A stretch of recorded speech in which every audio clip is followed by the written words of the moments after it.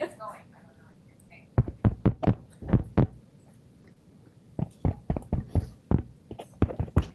Our microphones are not.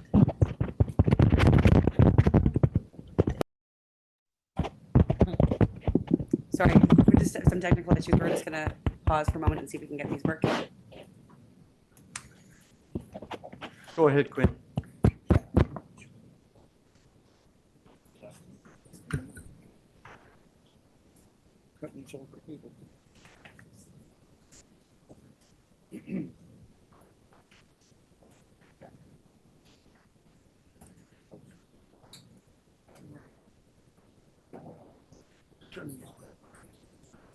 He's not coming yet. It's quiet.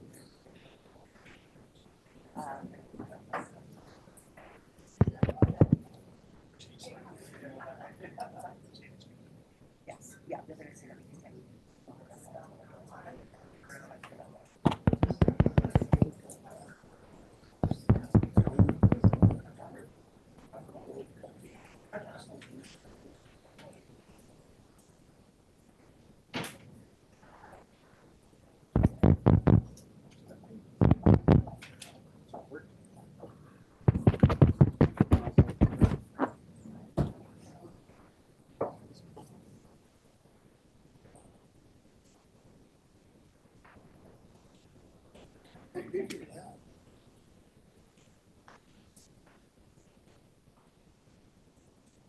Of course, when we have a full house, it's when they're not working, so. There we go. Thanks, Lynn. You think Mark? Fix it? Thanks, Mark. Perfect. Thanks, Mark. Thanks to whoever, okay? All right. Thank you very much for your patience, everyone. I'd like to call this meeting to order. I'd like to welcome everyone. Thank you for coming. We have a lot on the agenda tonight, so I'd like to get started. Asking if there's a disclosure of pecuniary interest under the Municipal Conflict of Interest Act this evening. I have one disclosure. Tonight is June the 18th, 2024, and it's item number entitled 8A, a Notice of Engineers Report on the Municipal Drain 104, and 16A, Associated Bylaw. And the reason for the declaration is the landowner is our family farm employee, and it's from Councillor Judy Dirksen. So I'd like to report, first thing I'd like to do is, and I know that I introduced Greg Pertney last week, or 2 weeks ago. He is our new CAO. He comes to us, he's right here in the town of Minto, and I think he's your neighbor, John. So I'd like to welcome Greg. And Yeah, John. so, welcome, and thank you for choosing the town of Minto to be our CAO. So, reporting out of closed, moved by Councillor Zimmerman, seconded by Councillor Gunson, that the council receives the closed session report regarding advice that is subject to solicitor-client privilege of information. All in favor of that motion? Carried, thank you. Minutes of previous meetings, moved by Councillor Elliott, seconded by Deputy Mayor Anderson, that the minutes of the town of Minto, May 21st, 2024 council session meeting and June 4th, 2024 regular council meetings be approved. Questions on those minutes? All in favor of the motion? That's carried, thank you. Resolution moved by Councillor Dirksen, seconded by Councillor Gunson, that the town of Minto Council convenes into the committee of the whole. All in favor of the motion? That's carried, thank you. So tonight we have a public meeting, and it's a notice of engineers report for Municipal Drain 104. I will be Mr. Mayor, if Sorry? it's okay, I'm just going to turn my chair because Yeah. there's really nowhere to Fine, go. thank you. This is the one that Councillor Dirksen has declared a conflict. Face the wall.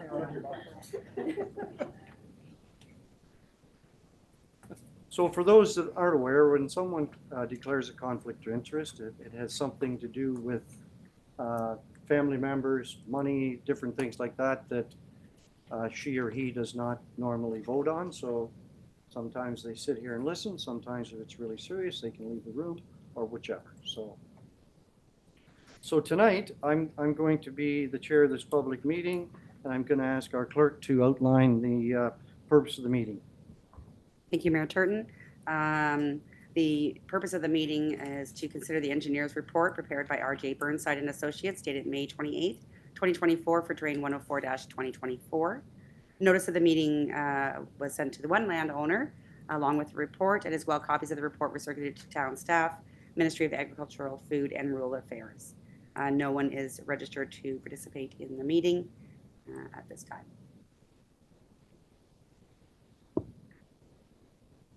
Okay, so I'm going to ask the caller engineer to provide a summary of the report. Gentlemen, please, I might ask that when you're coming to the podium, if you don't mind stating your name and reason for being here before you get into the preamble. Sir, go ahead.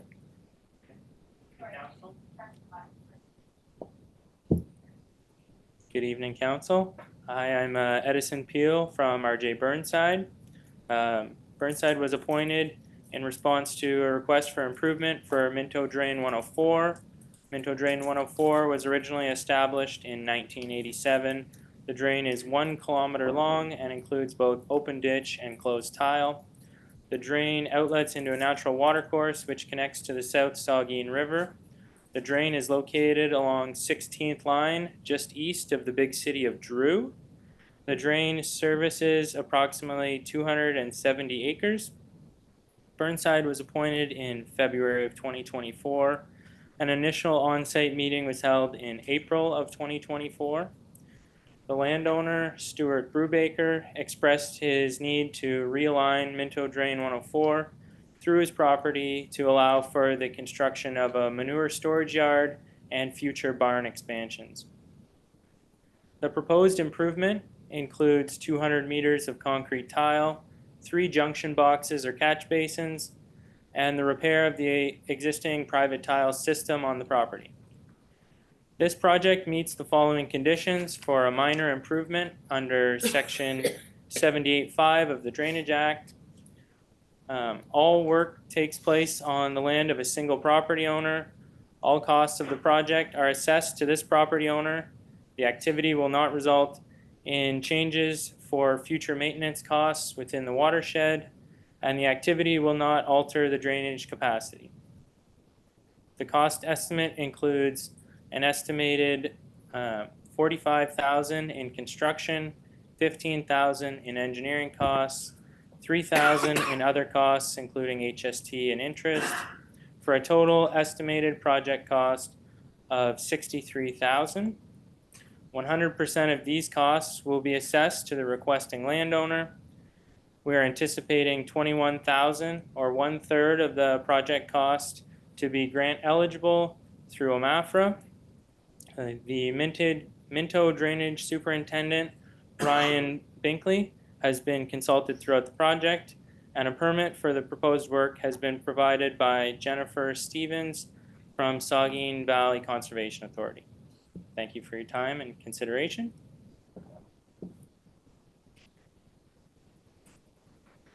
Thank you very much, Edison. Can I ask, do we have staff that want to comment on this proposal?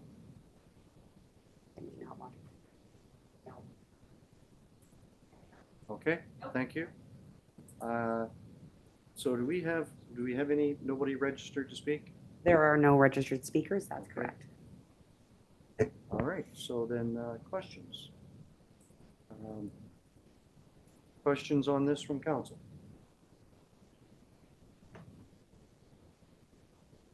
It's pretty straightforward, Edison.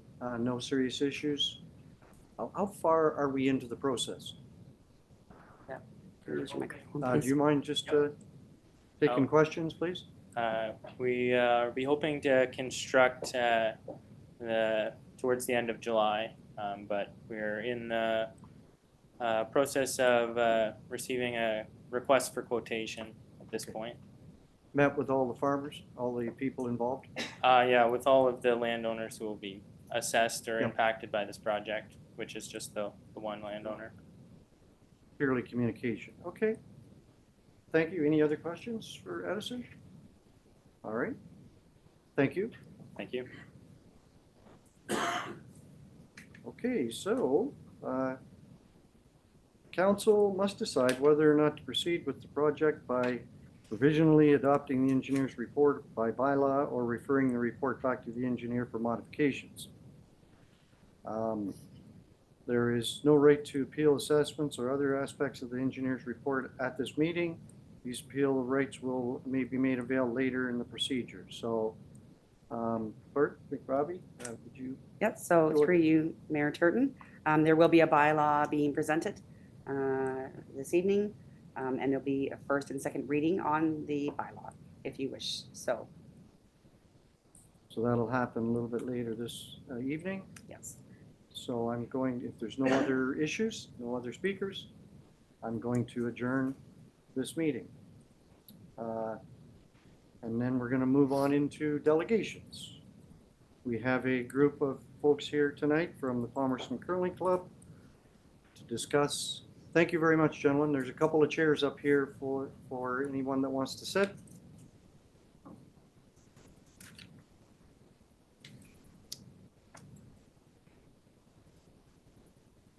So we have Chrissy Snyder and Tori Zemelink to present the delegation. It's a provincial elementary school curling championship. So welcome, ladies. Great.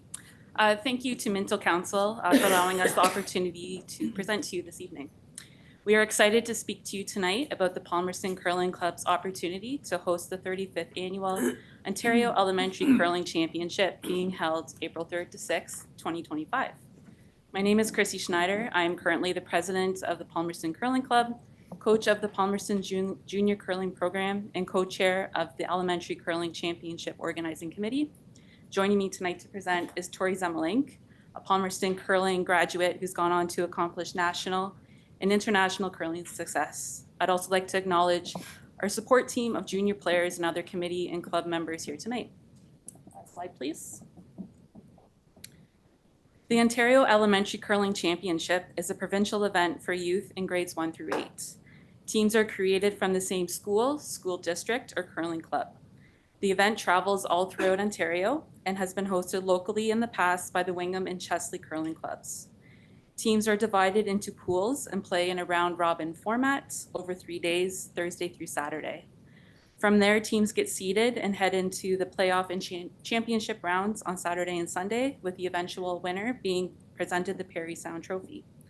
This event provides a stepping stone and opens doors of opportunity for young curlers into further curling opportunities, competitions, and competitive play. Participants get to interact with other like-minded youth from across Ontario, and opportunities for new friendships and potentially future teammates are made. Palmerston Curling Club was successfully awarded the opportunity to host this event in April 2025. Historically, the club has hosted several provincial curling events and qualifiers.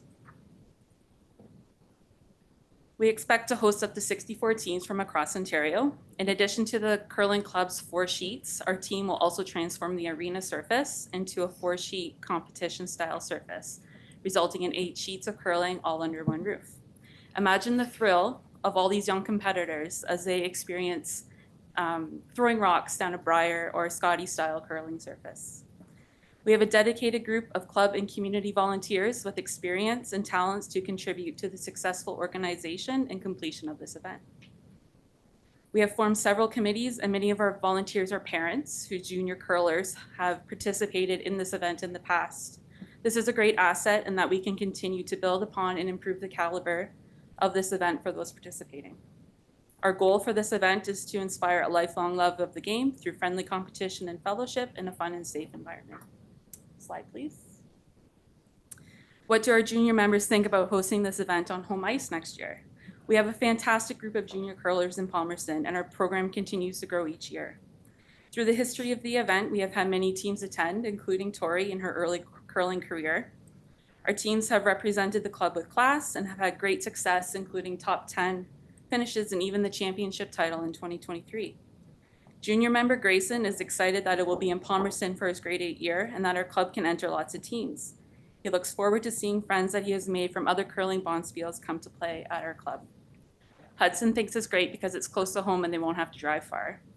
He'll know a lot of people there, and hopefully his school can come and watch him play. Reed is excited to curl, make some new friends, and most importantly, have fun. Good evening, Council. I was asked to speak here today on behalf of this committee for the event and talk about the value that this tournament will have in terms of youth development in curling. The Elementary School Championship was one of the first events I ever competed in, where I represented Palmerston Public School. It has now been 10 years since I played in this event, and I now hold 2 Canadian Representative Internationally titles, a Canadian Winter Games silver medal, University of Guelph MVP, a junior national semifinal, and being a 9-time provincial participant in 6 years. From my experience, it is the community-run events that have the largest impact on youth starting their competitive journeys. The support they receive here is what is going to foster their motivation to learn and succeed in the game.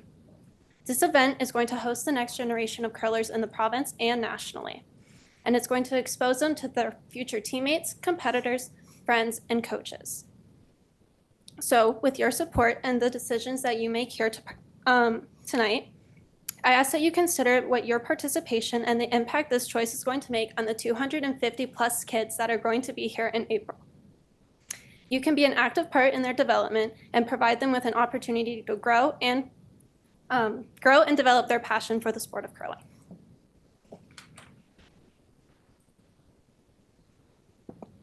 So to bring our vision to fruition, we will require access to the arena surface beginning March 29th, which is the Saturday prior.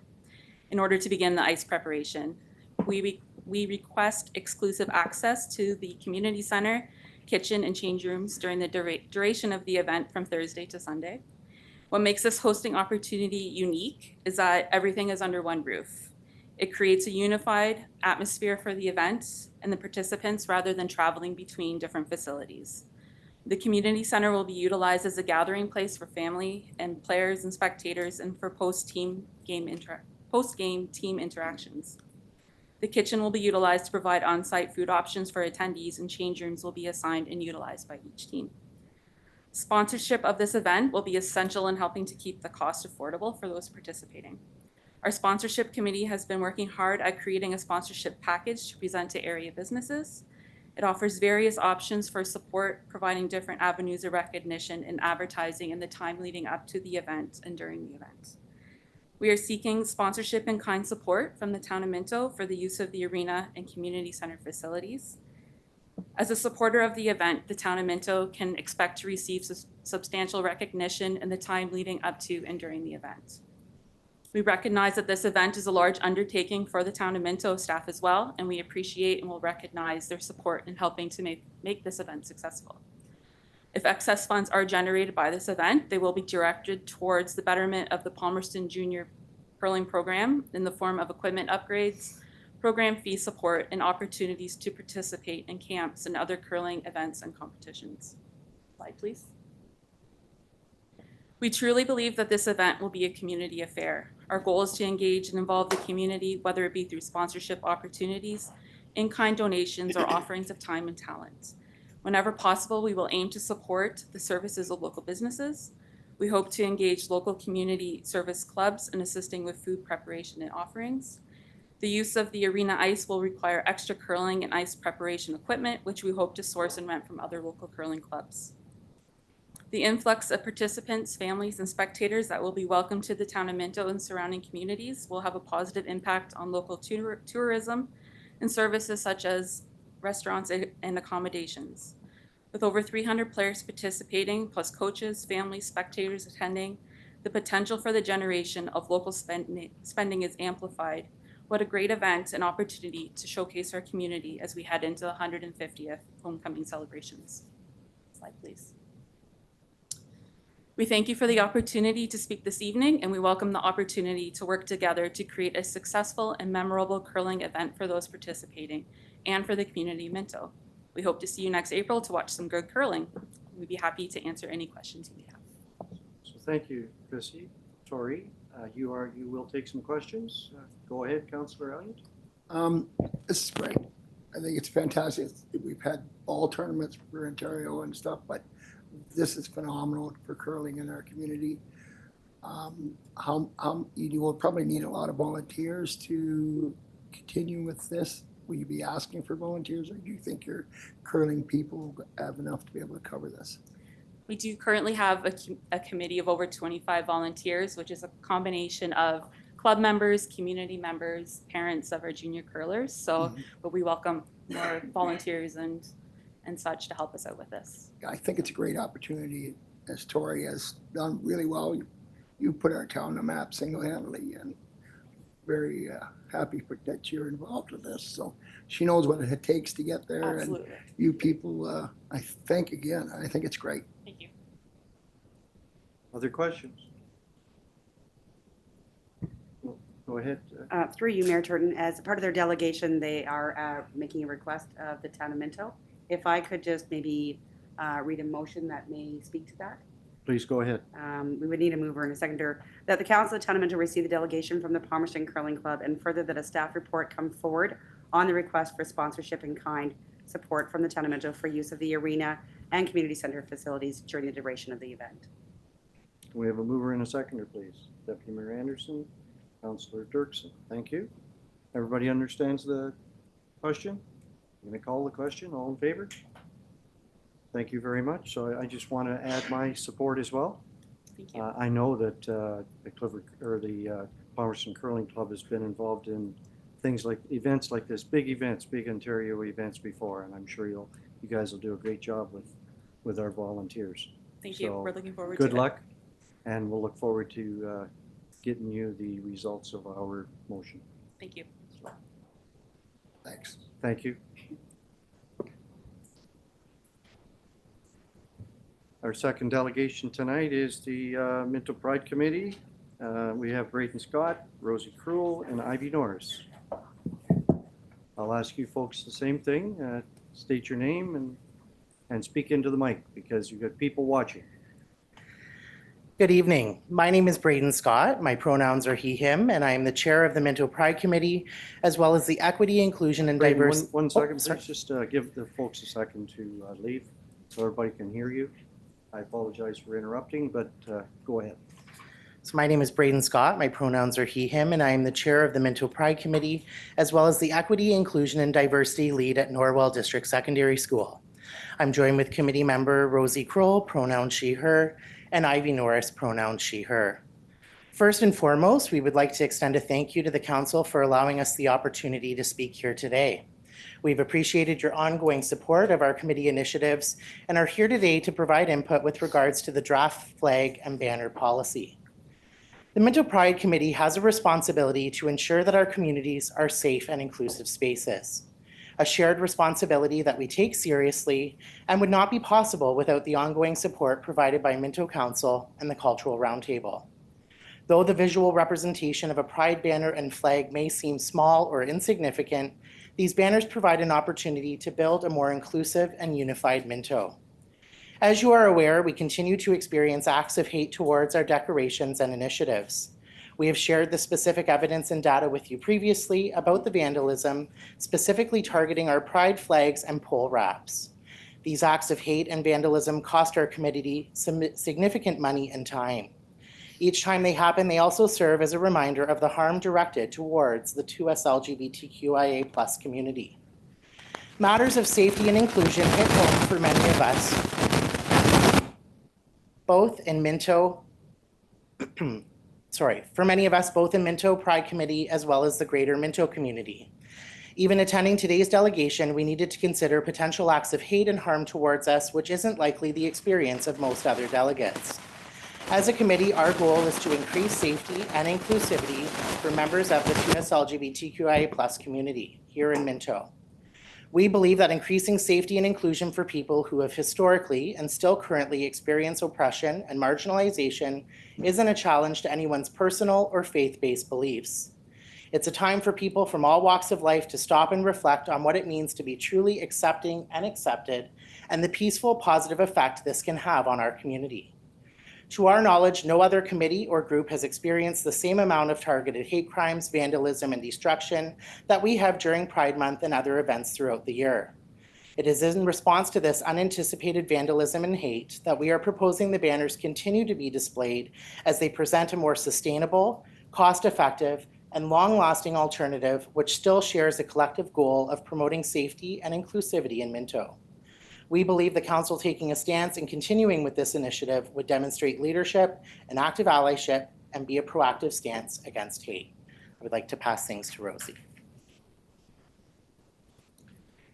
Hello, I'm Rosie Krull. I grew up in Wellington North, went to high school just down the road at Wellington Heights, and have been really blessed to work in Minto for the past 9 years. It really is an incredible town.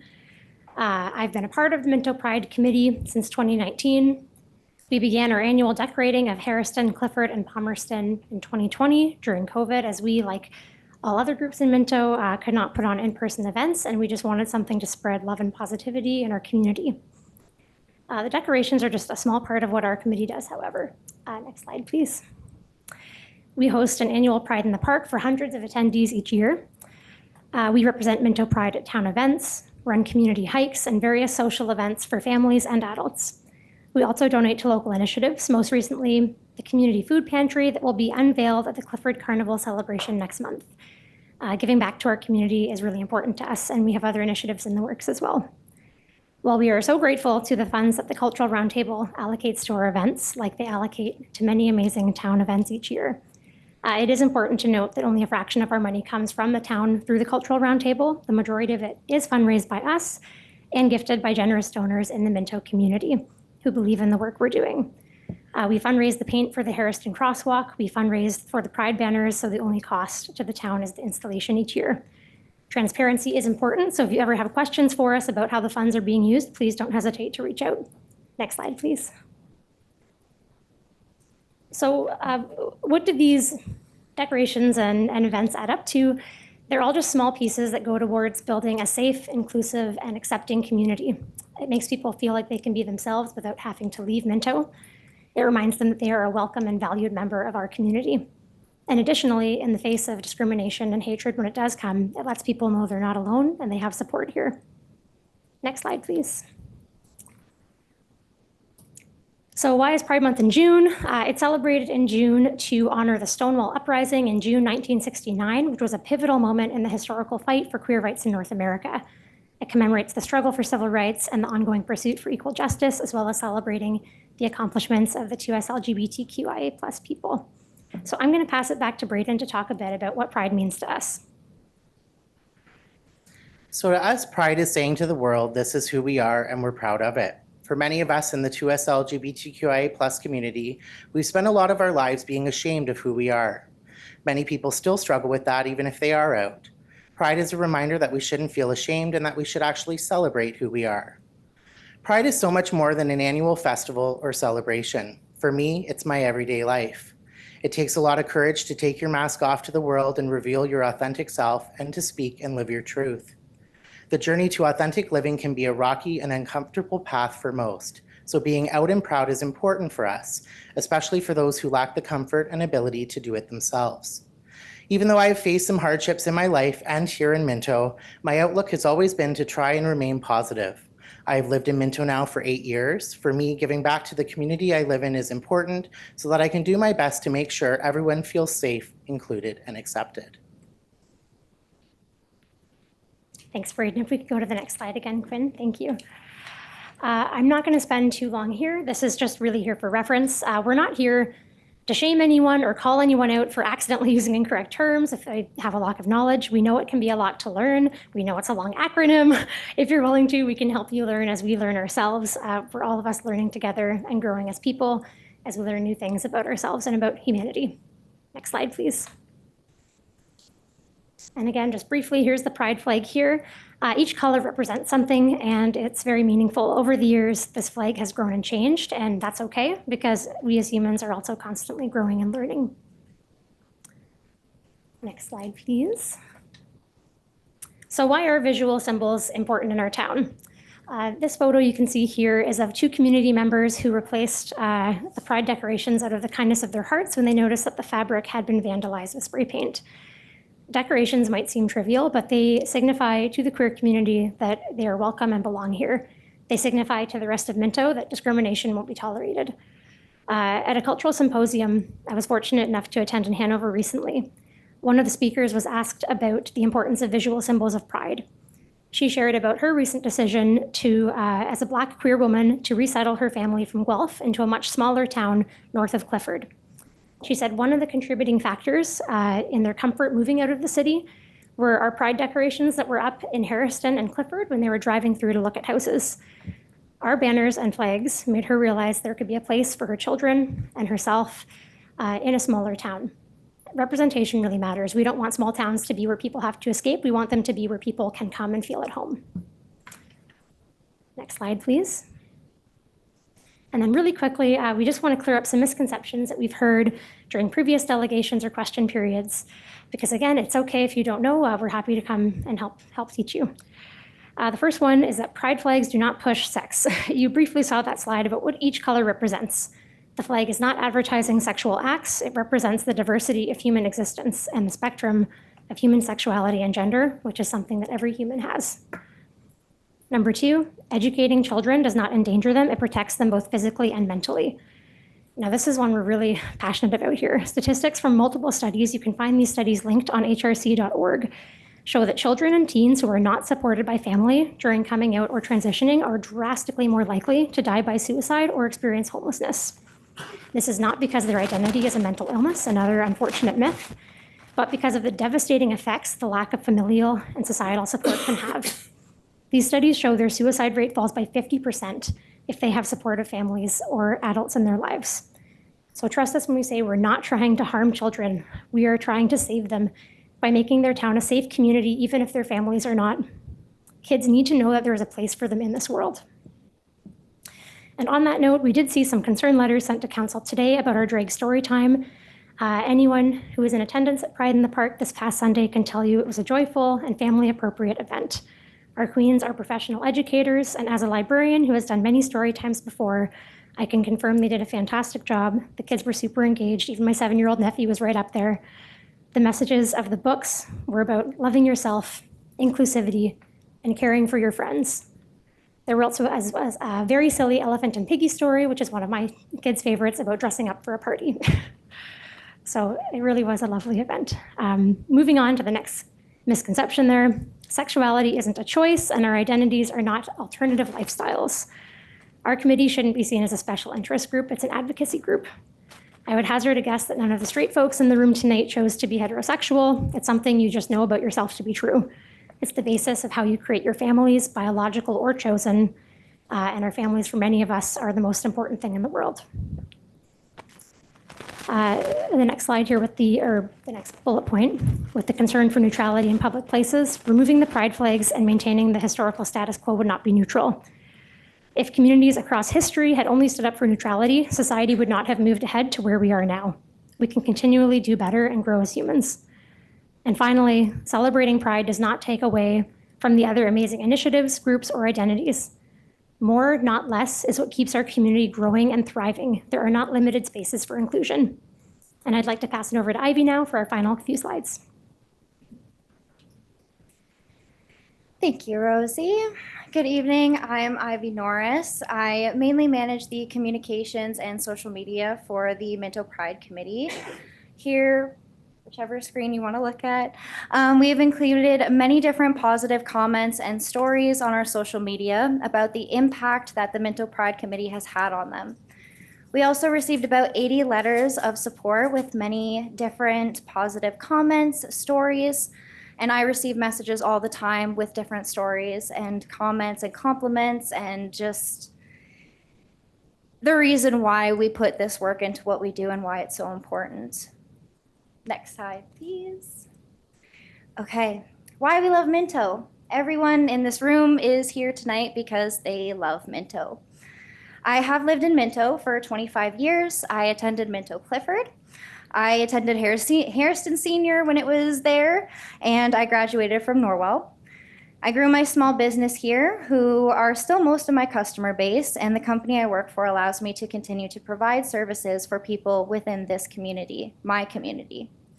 I only recently moved about 5 minutes from the town line. However, Minto is still my community, my family lives in, I call home, grew up in, love, and will always be part of. As a closeted queer kid who grew up in this community, it made me very happy to see that Minto Pride Committee became something of value in this community. I have only been part of this committee for 2.5 years, and it has been incredible to see the difference in what we have done in the community to make an impact. I have met so many wonderful people and have heard so many beautiful stories on the impact Minto Pride makes on not only our community, but surrounding rural areas that don't have any support at all. I knew I was queer from a young age. My safe person moved to Toronto because they grew up here gay and they needed to get away to be who they really were. This showed me from a young age I can't be queer, at least not here.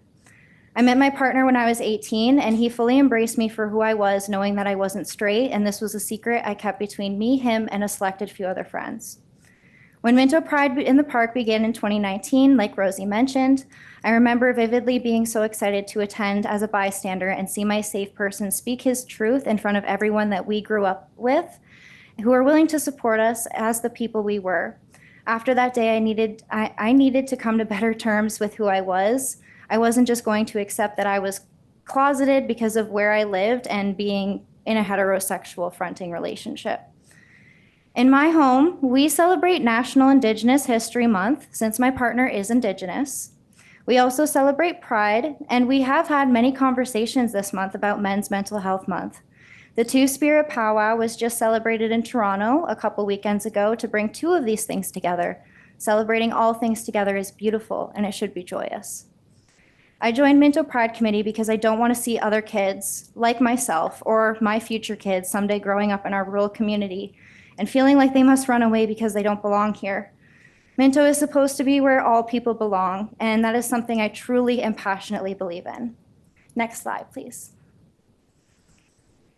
Visibility is important. Stories like mine, my fellow committee members, and many others in the comments, letters, messages, everything that we have received from others just really prove how much this visibility is important in our community. Next slide, please. Okay, I now invite members of council to ask us any questions they may have. Thank you all so much for your time tonight.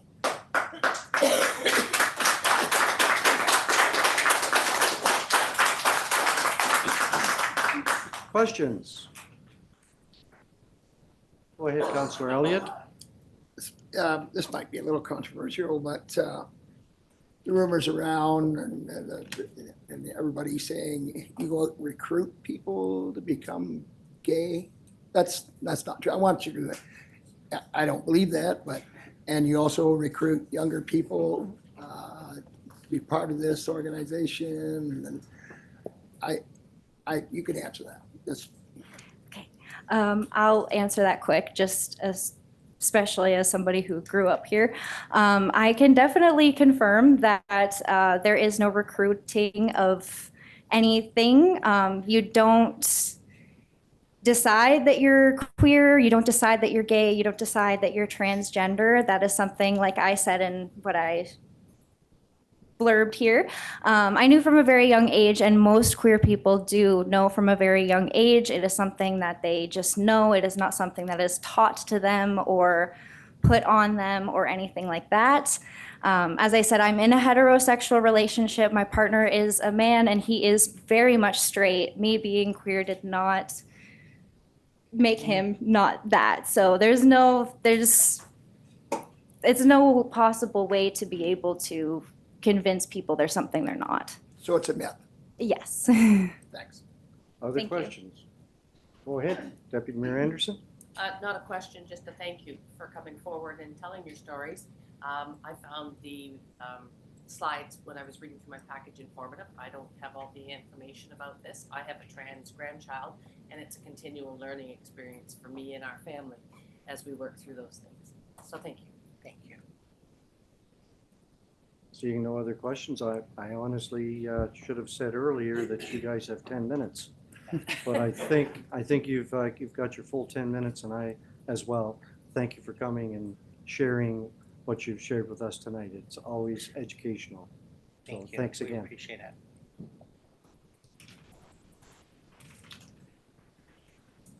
Samantha Greer is our third delegation, and I'm going to ask you if you can possibly do this in 10 minutes. Thank you, Mayor Turton. Get comfortable, everyone. Good evening. Again, Mayor Turton, Council, Annalyn, you probably never get any shout outs. Hey, girl. Yeah, so before I get into it, I just want to let everyone know I'm going to use some terms queer, LGBTQ, 2S, LGBTQIA plus interchangeably. I'm not doing this deliberately to leave anyone out. However, it's purely a time crunch thing. So, I'm here delegating this evening to stress the importance of pride symbolism in public spaces in Minto from an education perspective. In addition to being a resident and mother to 3 young children in Minto, I'm also wrapping up my early childhood education diploma, and I have worked as a licensed childcare provider for the County of Wellington for many years. I think this gives me credibility on the topic, and I hope to open some eyes tonight to people claiming that hate does not exist in Minto towards the queer community. I'll ask for slide 2 now, please. In addition to a 12% increase in 2022 and rising towards queer individuals, CSIS recently raised a warning that this hate rising possesses a threat of extreme violence against the queer community. In 2023, 11% of LGBTQ youth line, which is Ontario's queer and trans support line, were from rural southwestern Ontario communities. Misconceptions about homosexuality and queer individuals are passed down intergenerationally and are very prevalent in rural Ontario, as these stats denote. Slide 3. 74% of LGBTQ students reported to have been verbally harassed about their gender expression, and there's more. One national survey of 3,700 students across Canada found that 74% of them reported having been verbally harassed. Okay, I already said that. 78% feel unsafe at school. 90% are verbally bullied. 70% hear transphobic comments daily, and 37% are still being harassed about the orientation of their parents. Can I have slide 4? So 1 in 5 Canadian LGBTQ students experience bullying every day. 78% unsafe at school, 90% verbally bullied, 70% hear transphobic comments, and 37% harassed about the orientation of their parents. So prolonged exclusion and discrimination can lead to missing school and work, stress, poverty, suicide, chronic mental illness, addictions, and homelessness, physical and/or sexual violence. This quote says, negative treatment by others, such as bullying, is a strong and consistent risk factor for youth suicide, and LGBTQ youth experience bullying at a significantly greater rate than their straight and cisgender peers.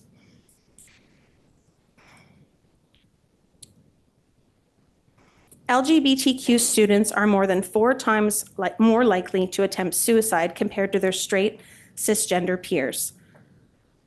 So when I hear people say that there is no hate in Minto and that we are inclusive enough and enough is enough, I want them to think about those sobering statistics. Slide 6.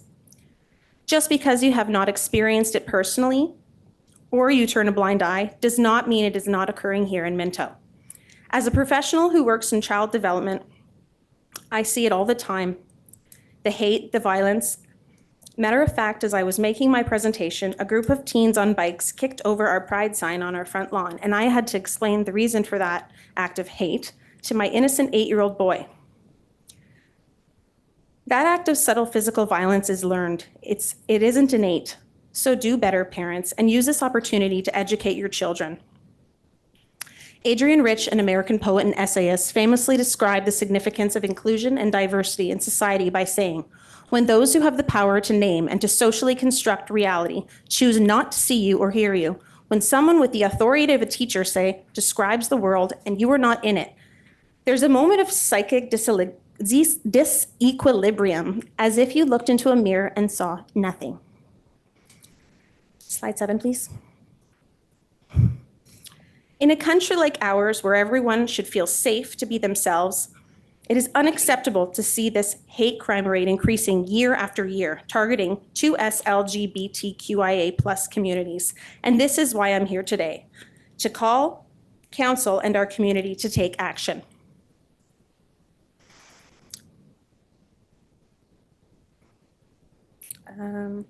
Hang on. Can you go to the next one for a sec? Okay.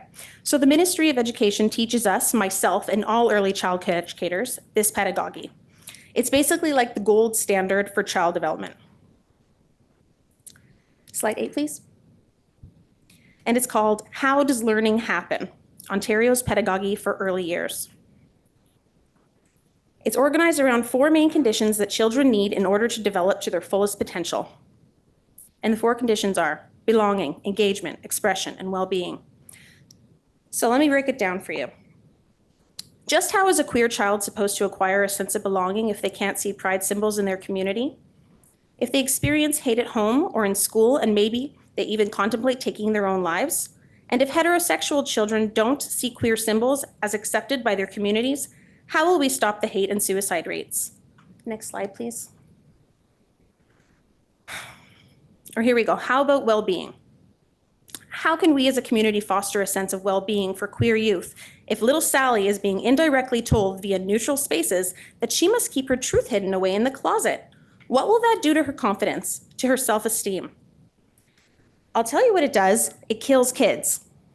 It kills kids, that anxiety, that depression, that sense of hopelessness. It eats kids alive from the inside. And as we've seen in the stats, it hurts them physically as well, via physical abuse from their peers. Slide, please.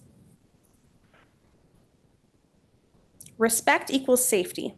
When children fully engage their minds, bodies, and souls as themselves in their environments through pride parades, through walking across inclusivity crosswalks, and by heterosexual children also participating in celebratory pride engagements in their communities, this creates a sense of safety and mutual respect between queer kids and heterosexual kids.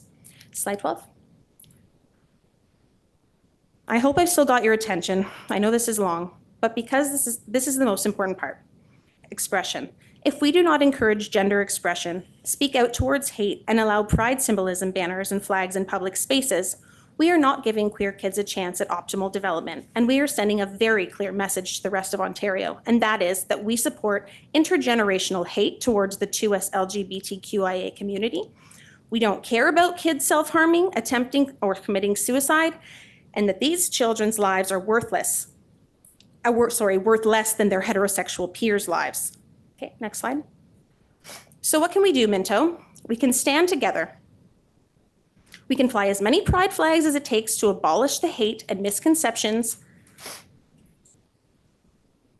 We can talk to our kids about accepting others' differences and about the importance of inclusivity in our schools for the queer community, so that one day in future generations in kids' textbooks, under human rights history, you'll see women's lib, civil rights, gay rights, and people can look back and say, remember homophobia? Remember bi and transphobia? How sad, how dehumanizing. Let's not repeat those mistakes and do better for future kids. As a parent, that is my hope. That my kids do not have to hear gay slurs or see hate in the form of pride flag vandalism or a buddy being physically assaulted during, before, or after school. You can get involved. Next slide, please. You can get involved locally with the Minto Pride Committee, or you can donate and get involved, nationally, internationally through LGBTQ rights organizations. Next slide. I'm now going to read the LGBTQ plus support line number aloud in case any local youth who may be questioning their identity or need a trained volunteer to provide free confidential emotional support or can refer them to local resources is listening. 226-669-3760. Next slide. There are many online resources such as Outline on online chat. I'm not going to read them all. Next slide. More telephone resources for immediate support. There's the 988 Suicide Crisis Hotline. You can call that or text 988 if you're thinking about suicide or worried about someone else. Here 24/7 is another line that's open and free, and their number is 1-844-437-3247. And of course, there's the kids' help phone. Next slide. I wanted to show Jamie's picture to you. I want you to see that these are real kids. They aren't just on the news. They're in your backyards, at your hockey games and festivals, Minto. This is Jamie Hubley. He's one of the most famous and recent LGBTQ suicide victims in Canada. He's the son of an Ottawa City Councillor, and he was 15 years old when he died by suicide after suffering from depression and having been bullied for being a figure skater and for being gay. I know this is happening in the community. I've had a mother come forward to me and tell me that her child, who attended a school in Minto, who wishes to remain anonymous, came home multiple times and said, "Mom, I don't want to go back to school." And this child is now at home, learning from home because of repeated daily torture at their Minto school. So, yeah, do better. Get comfortable already. It's 2024. Educate yourselves because we're not going away anytime soon. We are your children. We are your parents. We are your educators. We are your friends. Next slide. By supporting education policies that foster 2S LGBTQIA+ inclusion and abolishing queer hate and doing away with neutrality in public spaces in Minto, we can create public spaces where every young person feels accepted, respected, and like they belong. So join us councillors, Mayor Turton, and everyone in Minto in combating hate in order to protect queer youth and families in our communities. Neutrality is not the answer, and removing pride symbols will hurt kids, I promise you that. We have seen the stats. Some kids don't have the luxury of using a pride flag on their property, or they may not attend a school who has a pride picnic or parade like the one at Minto Clifford Public School today. Those kids need to see that there is hope for their truth, that they belong here, and that hate hath no home in Minto. Thank you.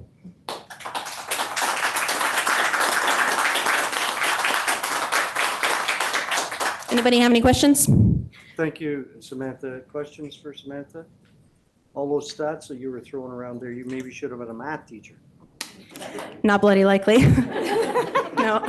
One quick question, all the emails, phone numbers will be on the town website, right, Annalene? They are part of our public agenda, and so they're up there for anyone to find, yes. All right. Sorry to have taken your time up by reading those. I just thought if someone, No problem. didn't know that, they could hear it. And So if there's no questions, thank you for coming. We Thank- appreciate you being a part of it. thanks. So the delegations are over. If anybody wants to vacate, that's fine. If not, you can stay here as long as you want. What's next? Question period. We have public question period. So public question period is a time when anybody off the floor can ask questions. We ask you to keep them short, 2 questions per person. And if we have the ability here to answer the question, we will do that. If not, we will take your name and number and get back to you. Okay?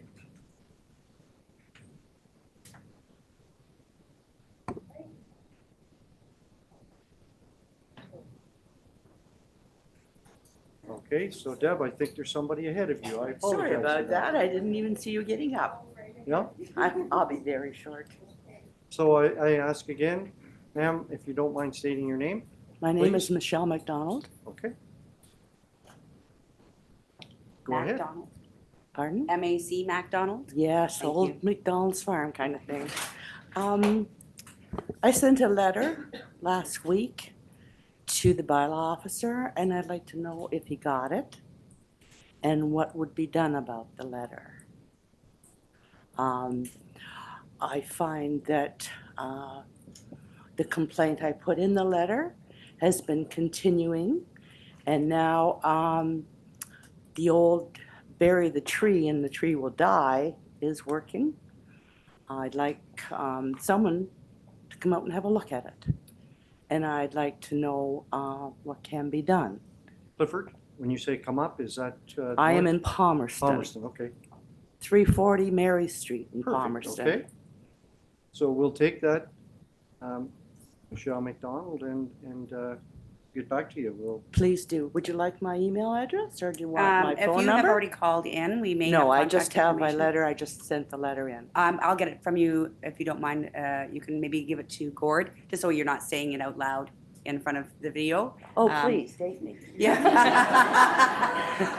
Maybe if you go over and speak to Gord, he will, take it, the information down, and then we will Thank get you a very hold of much you. for listening. thank you very much for coming. Deb,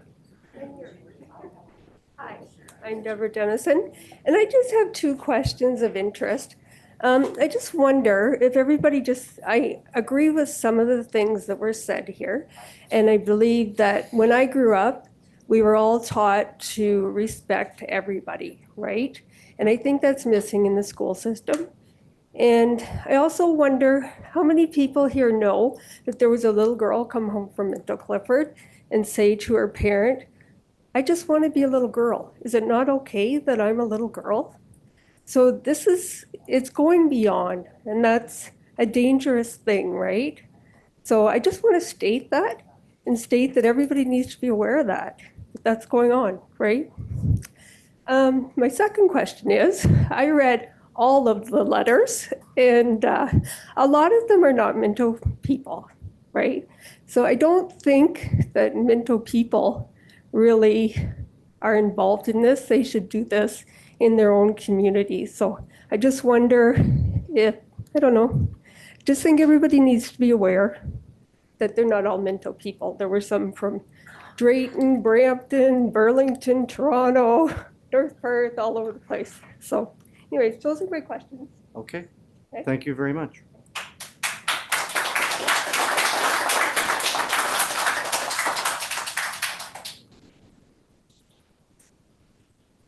Go Mayor ahead. Turpin and council, my name is Bonnie Hollinger.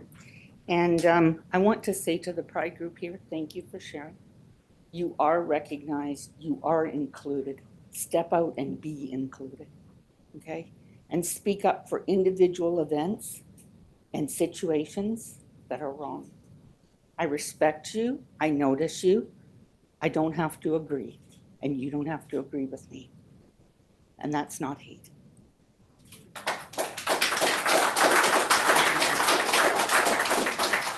The town of Minto is a democratic government, and the majority speaks to change. You have stated that a petition of 900 is a significant number, that you are giving it good consideration, and you've also stated that no further numbers are required. Is 900 sufficient?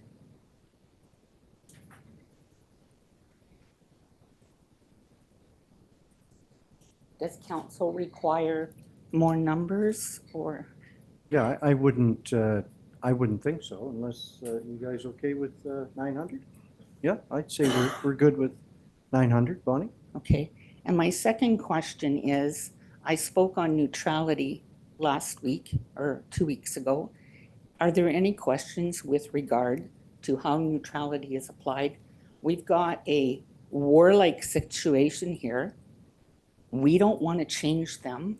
I accept them for who they say they are. I don't want them to change me. You got to accept them for who I say I am. And I don't agree with, I cannot affirm and condone, but I can respect, I can be kind, and I can include you. And inclusivity means all. So applying neutrality means that the government takes no sides. There is nothing for pride. There is nothing against pride. I would really question these statistics on suicide, and suicide is at high numbers, very high numbers for everybody. Can you get to your question, please? Yeah. So are there any questions with regard to how to apply neutrality as a definition defines it? Well, we certainly got your email, and we certainly, every one of us seen it. We discussed it, and I don't have a question. Questions for Bonnie? If you want the stat source, I'll give it to you. You can read it from APL Canada. Okay, so Sure. Sam, it's not your turn, please. Go ahead, Bonnie. Finish that's your first question? That's your second question? I've Okay. actually had 2 questions. Okay. I'm done. Yeah. All right. Thank you. Thank you.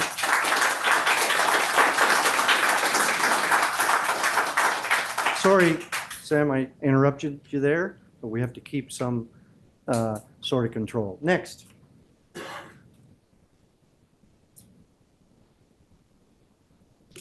My name is Ashley Fox, and you have my delegation letter that I've written in.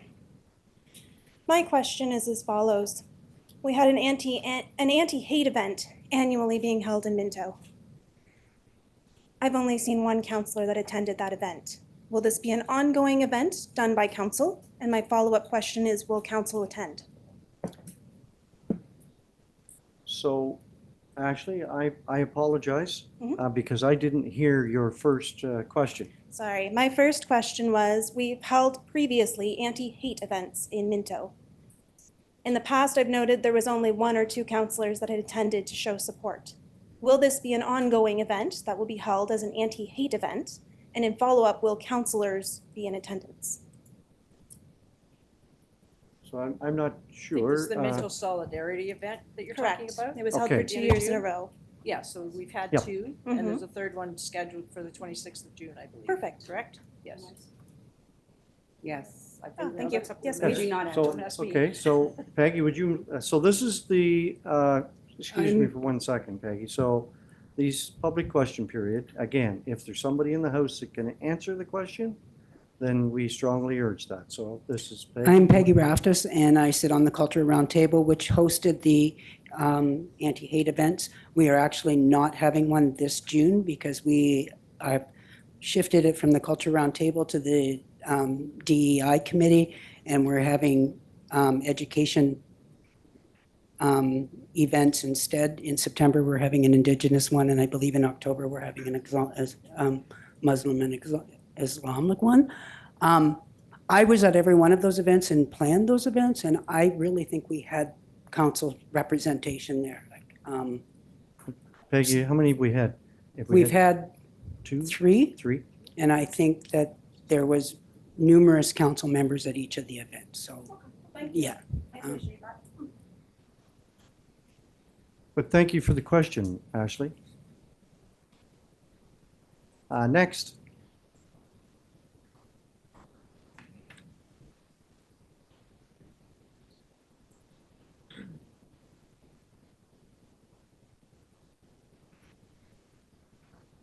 Tony Andre. I think at Marsh meeting, or the last meeting we were discussing this, you said there was going to be 4 flags in each town. So I believe that there's 4 flags in each town. Then why Sorry, is, 4 banners presently, yes. why is our town graffitied with every post in town? I mean, can any other group come and paint whatever they like? So who wants to answer that question? I can answer it. So we encourage groups within our town to come forward. And I mean, the council of the town of Minto to decide whether things like that happen. And a number of years ago, the Pride Committee did come in front of council, and we supported them.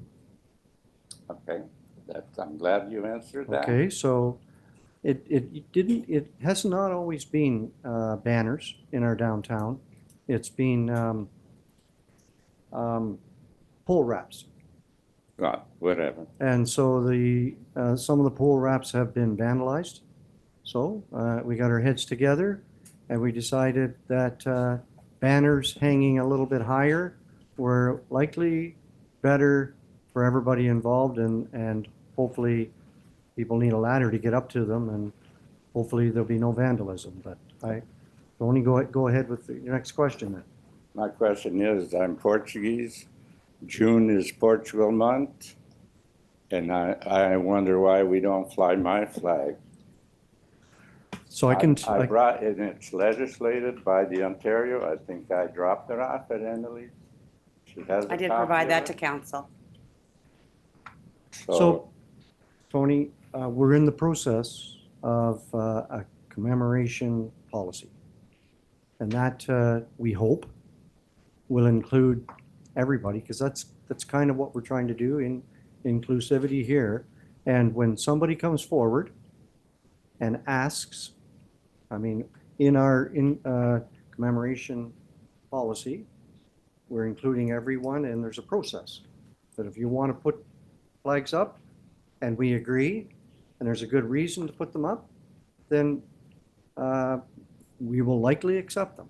But that's all in our commemoration policy. So what do I gotta do to get them put up? So after tonight, so again, we are working on this commemoration bylaw. Has to do with hangings in our downtown areas, banners, and a lot of the flags that do hang in Minto on our public buildings. And in that commemoration policy, it'll all be spelled out, what exactly you need to do. All right, thank Okay? you. You're welcome.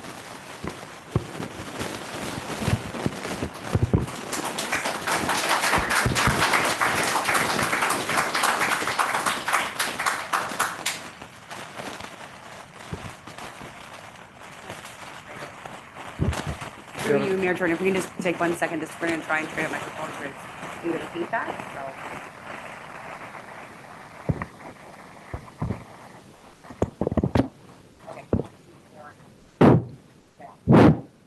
Bergen. My name's Buzz Byer. I'm from Palmerston. July the 1st is coming up, which is Canada Day. And as far as I'm concerned, that's the flag that should be flown, is this country's flag and our provincial flag. Nothing else come July the 1st. And I am very adamant about that.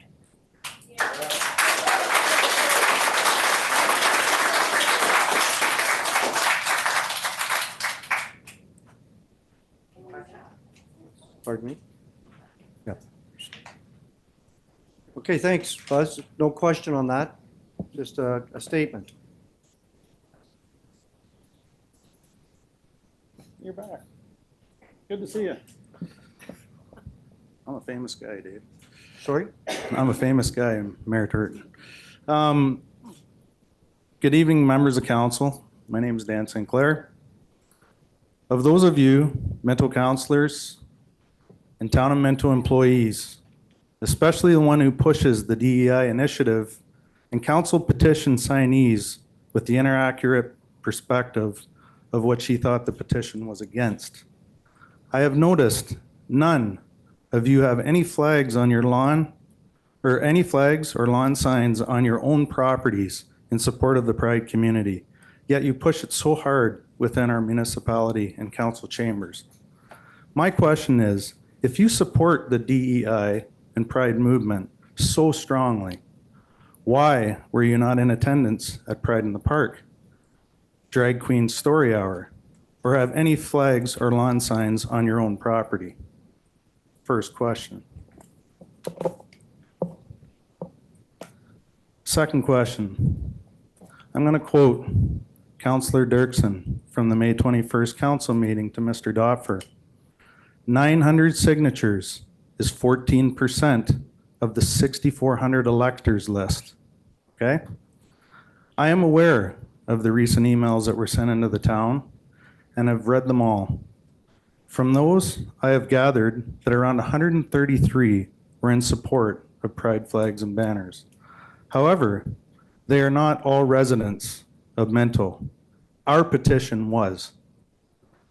If they were all residents of Minto, that would be 2.08% of the 6,400 voters who support Pride flags, banners, and crosswalks, but it's actually less because they're not all residents.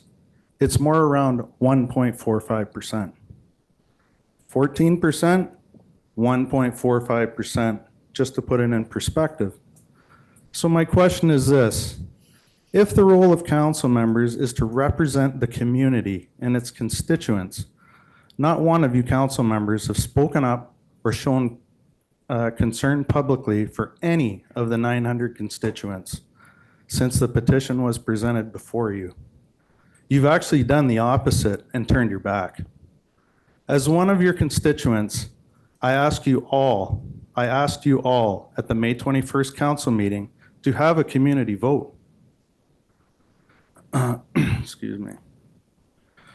Why are you so afraid to have a vote over this extremely controversial issue?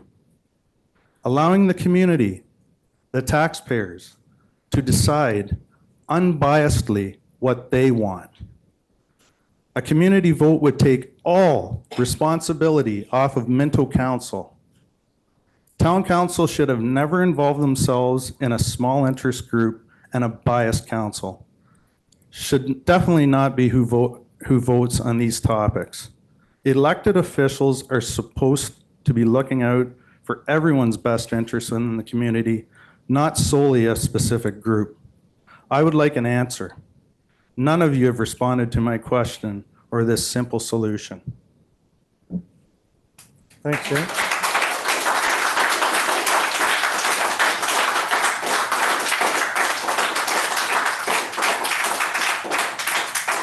So, Dan, I was very clear to you right here. I was sitting here, you were standing back there, and I told you and the group that we 900 people on a petition. How can we not take that serious? What is it that you don't understand? I mean, I understand, Mayor Turton. I'm Okay. asking you guys a question. Why are you so afraid to have a community vote? So I'm going to ask, if our CAO, do you want to speak on the process or whatever for a community vote? I mean, we are elected officials, okay? And we are tasked to make decisions like this. So, you want to speak on that, Greg?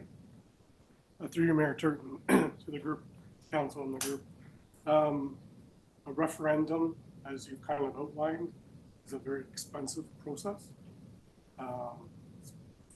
Staff time and advertising, getting ballots together.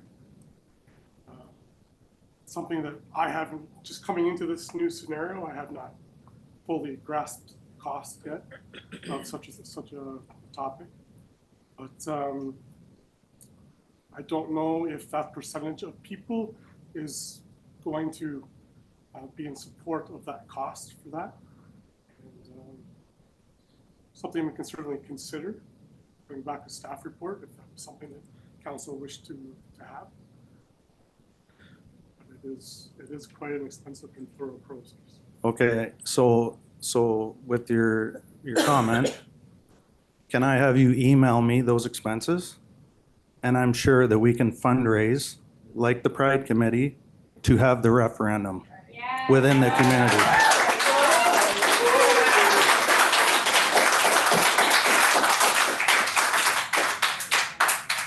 Great, Dan, thanks. Nobody wants to answer my question about putting pride signs on your own lawn? Oh, I can answer that. Okay. I have a pride sign in my garage. In your garage? Yeah. In your Yeah, garage? Hey, listen, I purchased a flag. I put it up. Last year I put it up and I had two, put them up on two of my properties in town. They both disappeared. I'll put it back out tonight, but I put it out a little while back, and very next day it was laying bent over. So I have no problem with putting a lawn sign to do with pride on my lawn, and I'll do it tonight. And to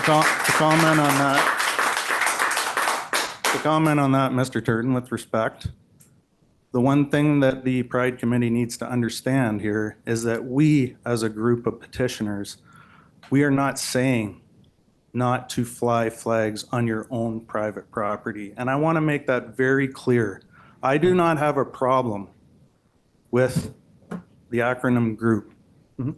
What I am saying is that we are asking for public spaces to not have any specific groups, including them, Indigenous people, anything. That's all we're asking for. We are not telling people they cannot do it on their own property. I just want to make that clear. Okay, thank you.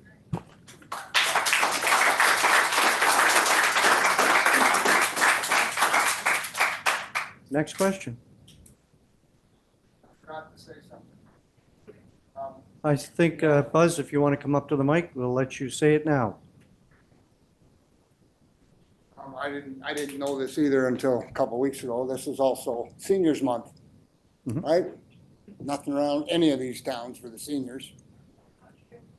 Say what? That's not true. There's a senior performing events this month. That's on the Mapleton, Minto area. Okay, folks. Find them online. Mapleton. Minto, Mapleton. Thank you, Ashley. Please, I'm not sure if that's a question to us But yes, we have a pretty active seniors group in Minto for sure. Okay, That well, means, I've never is seen or there- heard of it. I know Okay. Lions, we have Yep, a lot of understood. seniors, Understood. but I just thought I'd bring that All question right, up. thank you. So it's another month of something else. Yep.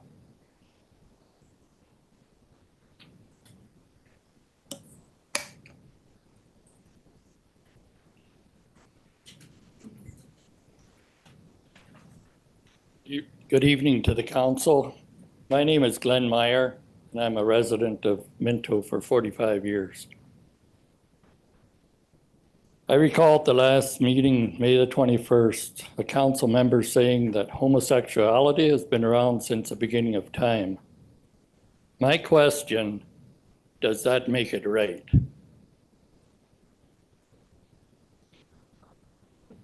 I'll carry on. Murder has been around since Genesis chapter 4, but we don't condone it or say it's okay or support it. Homosexuality is a gross sin. You can read in the Bible, Leviticus 18:22-30. Homosexuality and those who practice it will have their part in the lake of fire that burneth forever. Sit down, that's not a question. Okay, so. Revelations so 21. I'm gonna bring you to your point. Okay, I asked you to be kind, or I'm gonna cut you off. You've already had one question. Okay, so if you don't mind asking your second question, Glenn? Okay. Question 2, inclusiveness. This word has been used often at May 21st meeting.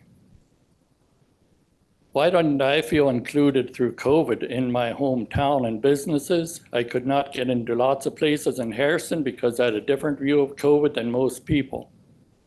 Now my local town businesses actually shun me because of my opinion on COVID mandates. However, these same people are welcoming this minority group and supporting their opinions, which is very disturbing to me. All right, thank you.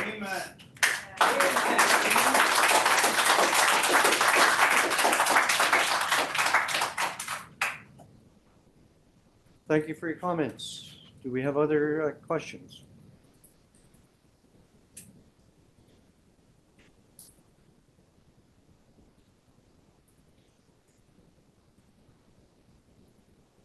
Good evening, Mayor Tooten, Council. My name's Jim Doubtful. from Welcome, Palmer- Jim. Yeah, from Palmerston. My question is, when will council approve a motion directing staff to prepare a report for a draft bylaw that the 900 ratepayers have requested? Do I need to repeat that? Did you understand the question? Yep. Okay. Yep. So, and again, I can tell you the same thing as I told Dan, that we're working on it. I told you that we would have something the second meeting in June. And this is the second meeting, okay? And the meeting's not over. Okay? Okay, we'll wait for your All right, proposal. thank you. Other questions?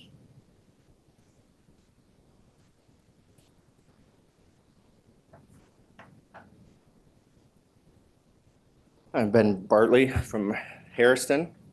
And just a question regarding your current flagpole policy where it says community flagpoles not be used to fly flags of religious groups. And what was the reason for coming up with that? And then the follow-up, does that kind of the same reasons not kind of apply to Pride? Yes, would you mind explaining that, Thank you. please? That policy was passed, I believe, in 2020, our Mhm. original policy. It was a policy that we took, we usually share things in Ontario through other clerks in what current policies are usually in place. As you see from the policy that is on there now, with the changes, we have taken that out. Pride is a part of a human rights. It's not a religious group. So there is a difference between a human's right and a religious group. Okay, thank you. Thank you for the question. Other questions? All right. Thank you very much.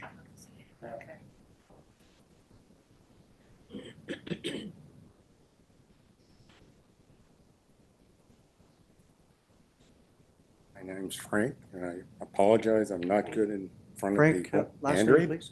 Sorry. Android? Okay, I'm not good in talking in front of people. that's quite all right. Take your time. But, and I have nothing against these people, because I have them in my family too. Everybody does. But what I'd like to know is, why does the council allow this bullying of these people trying to push their rights on everybody? Like, I've lived here for 10 years and it was great until the last year or so. I don't understand why we need to have this push down our throats. Is there any reason that council allows that? Like, I feel bullied in my own town now, and I don't get it. Like, that's all I got to say. Okay.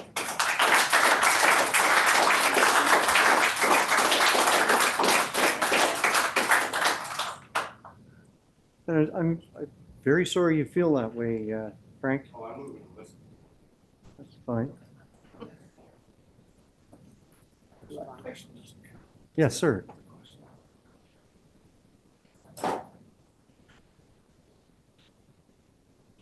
Yeah, my name's Gavin Brown from Clifford. But just wondering if there's a date that the banners are, is it just for Pride Month that they're up, or is it going to be for the summer, or are they up permanently, or if there's a end date to the decorations and the banners? I guess that's a main question. So again, thank you, Gavin.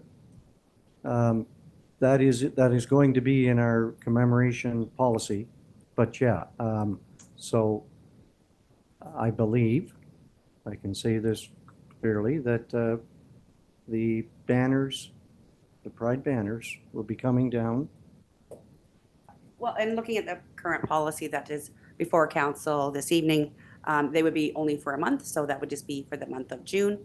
And the applications would be come in like June, July, August, September. People can apply by month. But again, that's a decision that council has to make yet later on in this meeting. So there isn't a set date then yet? It would probably be the end of June. I can't Okay. give you the affirmative until No. a policy is passed. That is a normal, it would come down in June, the end of June. Yep. Okay, I guess Yep. that's my only question. Thanks. Okay. Thank you for the question.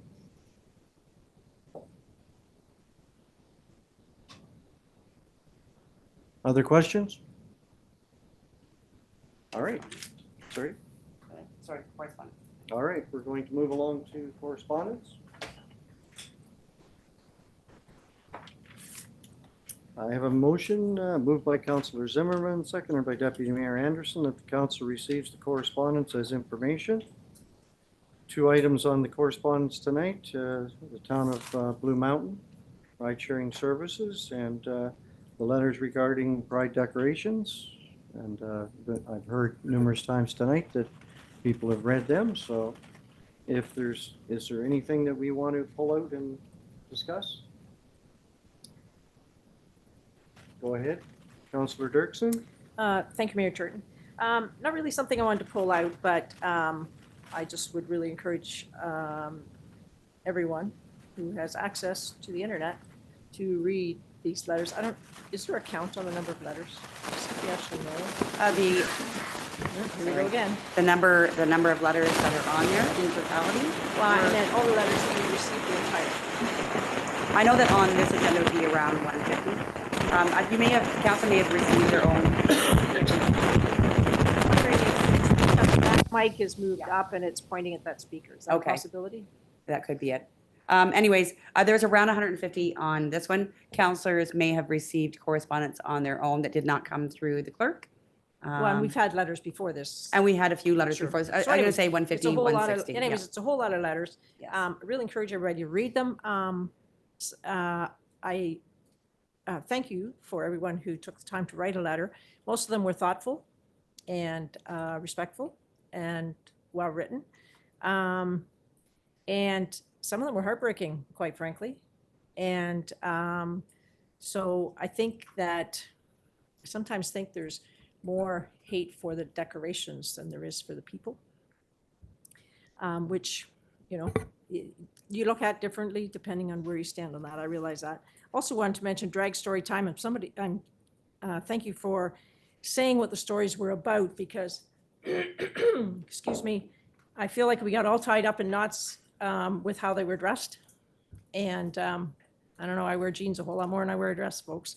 And I guess I'm way more concerned about what they were reading than how they looked. So I just want to put that out there.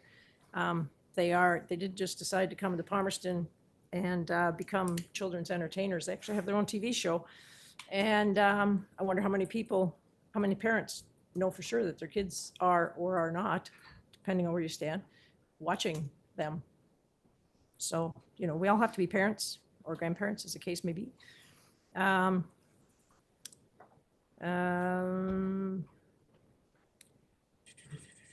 Yeah, I don't want to see, I want us to be kind in Minto. I don't want anybody to ever be targeted for abuse for any reason, other than if they're a really, really bad person. And we have way less bad people in Minto than we have good people. So that was just what I wanted to say about the letters. And please, if you haven't read them, read them. Take the time, read them. Took a long time this weekend, believe me. Councillor Elliott, go ahead. Along with what you have to say, Councillor Dirksen, all this events and everything that Pride, and that's why I asked the question. You don't have to go. If you don't have to participate, you don't have to be there. It's your choice. So if they have a drag person reading kids' stories, the kids are there because their parents or they want to be there. If you're having a parade or whatever you're having, it's because the people that attend want to be there. A lot of you don't want to be there. So you have that choice. So I don't understand what's wrong. I don't understand why it's happening and why we're in this situation. Nobody's forcing anybody to be anywhere or do anything. Okay. Okay. I'm going to call the question, if that's okay with everyone. Yeah, sorry, this is not a All in hand. favor of the correspondence? That's carried. Thank you. We're going to move into reports. We have no committee minutes for approval tonight, so we're gonna move into the staff reports. I'm gonna ask our CBO, Terry Kuipers, to talk about the Fenoro Custom Homes. Sorry, actually Jessica is online. Okay, Jessica. Welcome, Jessica. So then I'm going to ask Terry and Jessica to speak on this motion. Talk about the report, right, Terry? Yeah. Jessica, are you there? Yeah, can you guys hear me? We can. Go ahead. All right, thank you, Mayor Turton. So this application was before council on June 4th for the public meeting. There were no questions or concerns from council at that point. So we've come back now with our recommendation report. So planning staff have prepared the recommendation report attached to the agenda with a draft bylaw for council's consideration. The applicants were proposing to have a 55% lot coverage for the proposed dwellings in that area. And through staff's consideration and based on the lot size and the setbacks being met on the property, staff felt that the 55% lot coverage was appropriate for the development in this subdivision to accommodate the covered deck.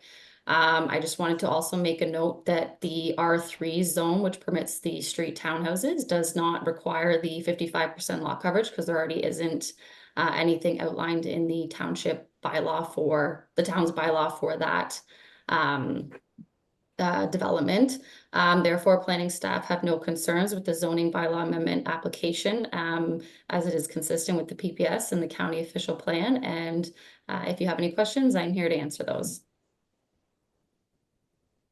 Thank you, Jessica. Terry, do you have anything else to add? Absolutely not. Nope.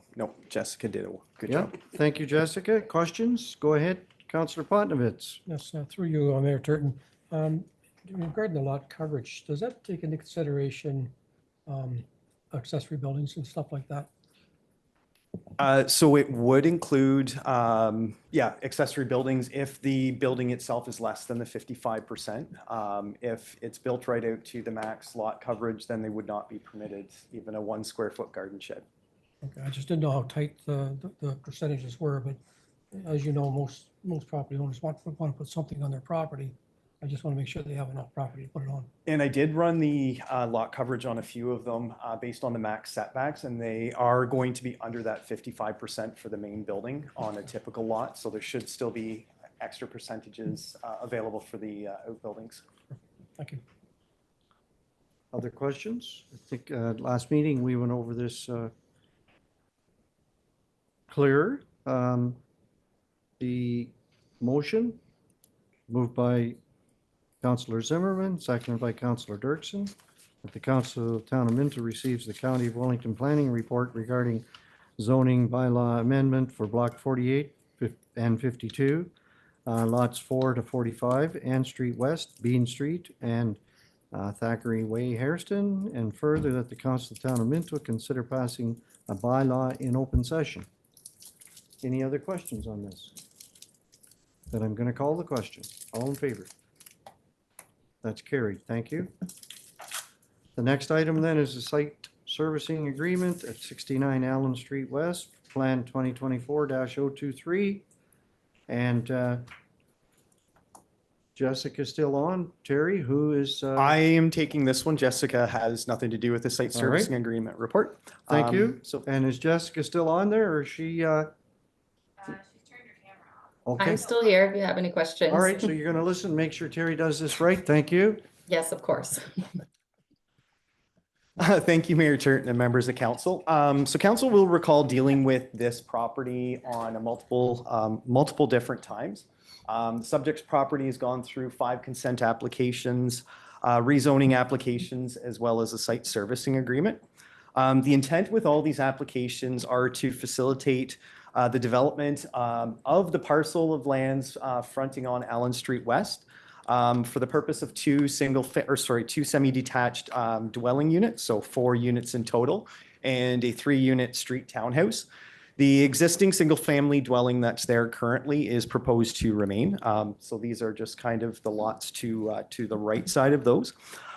The proposed lots are currently serviced with municipal water, but there is no municipal sanitary that runs in front of those lots on Allen Street. It terminates just to the right of those lots.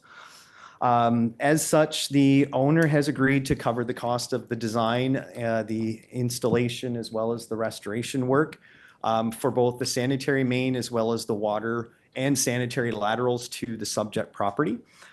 There is no proposed or no known, development to the north side of the property. So part of the design work does not include any laterals heading that way. Years ago, we could kind of eyeball or think of what the proposed development types would be, but things have changed so much that we definitely can't crystal ball what sort of developments are going to happen. So the owner has previously submitted a design deposit to the town to cover our external costs. Through the site servicing agreement, the design work was tendered out, and there'll be a report right after this one regarding the tender results on that.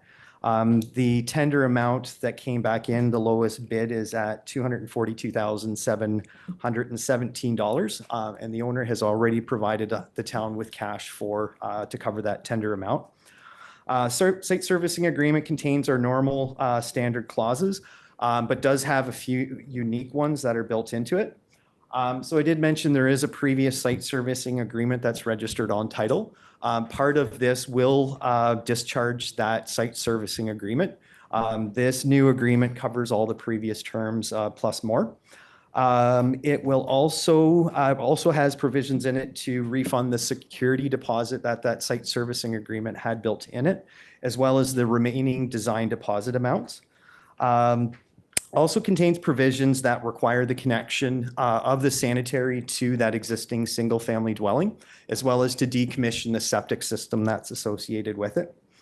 And also finally contains provisions that in the event contingency and engineering costs that are built in to the tender amount aren't used, those funds will be refunded to the owner.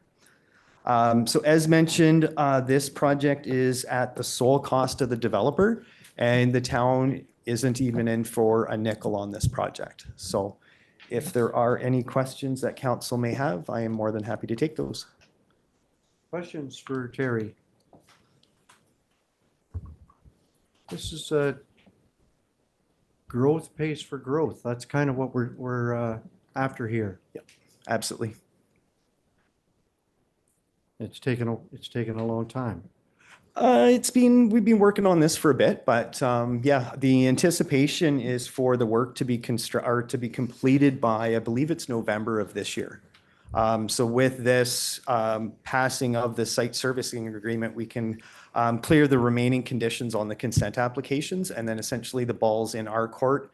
And based on the tender, the owner would be able to start pulling permits, not be able to get occupancy until the sanitary is there, but at least we'll see some action there this year, I'm anticipating.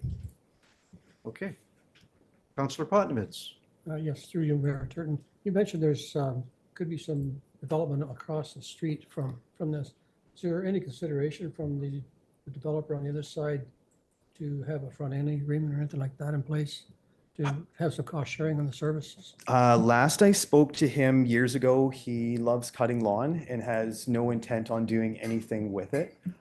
Being we're not completely urbanizing that section or that part of Allen Street, if there's any development that goes in across the road, he'll be able to do road cuts fairly easily to access the existing services there. I didn't know if he was looking for some cost recovery if somebody was hooking into the sewers that he paid for. No, not at this time. Okay. Other questions?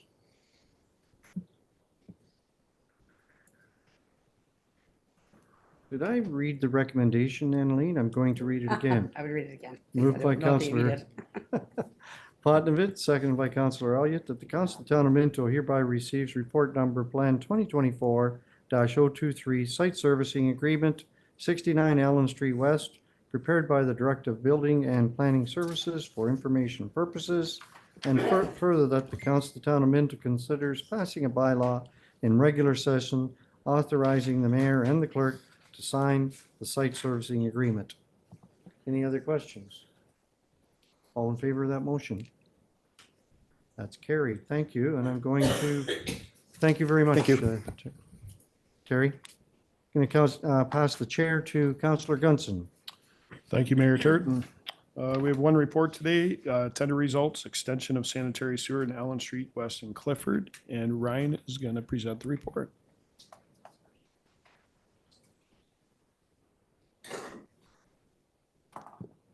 Good evening, Mayor and Council. Just to follow up on what Terry's presentation there, I'm here to report on the tender results for the extension of the sanitary sewer for Allen Street West in Clifford. The town has received 7 bids for this project prior to the deadline of May 29th. It is Public Works recommendation that council awards the tender to Hannah and Hamilton Construction for the amount of $182,727. And just a reminder to council that this is a developer-funded project. No municipal dollars are being contributed. Thanks, Ryan. I'll read the recommendation. Moved by Deputy Mayor Anderson, seconded by Councillor Dirksen. Council of the Town of Minto hereby receives report number PW 2024-017, tender results, extension of sanitary sewer, Allen Street West, Clifford, prepared by the Roads and Drainage Manager for information purposes. And further that the Council of the Town of Minto directs the Treasurer to amend the 2024 capital budget by $242,717 to include additional expenditures and funding for the extension of sanitary sewer, Allen Street West, Clifford project with funding provided by a capital contribution from the developer. And further, that Council of the Town of Minto awards contract number 6647-24, extension of sanitary sewer Allen Street West Clifford to the lowest bidder, Hannah and Hamilton Construction, for a total tender price of $182,727, excluding HST. Any questions for Ryan? And I'm not going to read that again. Yes, Ron. Quick Councillor comment, Elliott. if you can get everything for nothing, why don't you do other projects like that too? So we appreciate it. Yeah, no problem. Councillor Dirksen. I'm a little confused by the 2 different numbers. So we've got 242,717, and we're amending the budget, but that's going to be money in and out. Sorry, I should be asking you, I guess, through Councillor Gunson. So we're gonna amend the budget, but there's still gonna be money in and out because the developer is going to pay 182,727.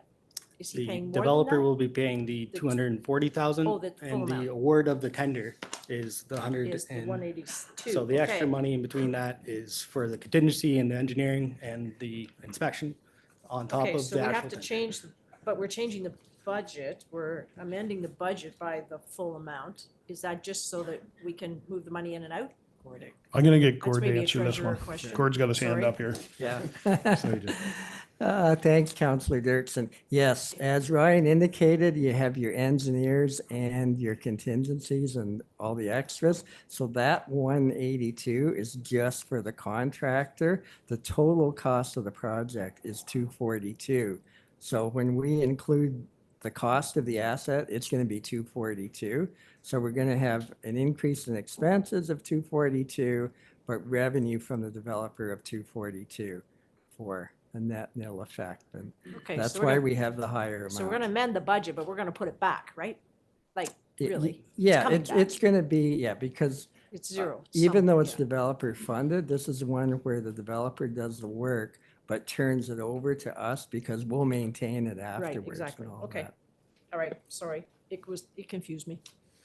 Mayor Turton, did you have a question? You had your hand up. We'll say no. Oh, yes, timing. When is this going to start and what are we expecting? And if it's in here and I didn't read it, I apologize. We are just awarding the tender today, hopefully, and after that, we'll follow the pre-con meeting. So whenever the contractor can get out there, hopefully this year is our plan, so. Okay, thank you. Any other questions? Seeing none, I'll call for the vote. All in favor? It's passed. Thank you. I'm going to pass the chair now to Deputy Mayor Anderson. Thank you very much. And I'm going to look for Chief Harrow to give us our report. Thank you, Deputy Mayor Anderson. I'll be very brief. Our 2005 pickup truck, we had the fire department, we were trying to get 20 some years out of it, but it went in for an inspection and it didn't make it to 20. So there's a major engine overhaul that needs to be done and a lot of work that's not worth putting into that truck. So we found another used one that's a 2018 that we would like to purchase to replace it. It's used to pull our trailer with our specialty rescue equipment in and a bunch of other, and our gator and our snow boggin. And it's also used to carry all the contaminated gear back from a fire scene to be cleaned and put back into service. So that's the use of the truck. As I said, we didn't hope to have to do this just this year, but it just didn't make it. So. Okay. Are there any questions for Chief Harrow? Councilor Elliott? Yeah, Chris, buying the truck, how do we work that into our budget? Like, or do you have to add to your budget that? Correct. So part of the recommendation is a budget amendment. So we're dipping into our reserves to pull money that out for the reserves to pay for this truck that we'd hope not to have to do this year. So it's not, you're moving through your budget, you're not moving the budget at all then? Just adding to the budget with reserve payments. Okay, yeah. thanks. Any other questions? Seeing none, I'll read the recommendation. Moved by Councilor Gunson, seconded by Councilor Elliott. The Council of the Town of Minto hereby receives report number 2024-04, pickup truck replacement prepared by the Director of Fire Services for information purposes. And further, that the council approves the sole source purchase of a 2018 Ford F-150 from Leslie Motors for the price of $31,500 plus HST. And further, that council directs the treasurer to make the appropriate budget amendment to the 2024 fire capital budget of $35,500 for this purchase. And I will call for the vote. All those in favor? And that's passed. And I'll pass the chair back.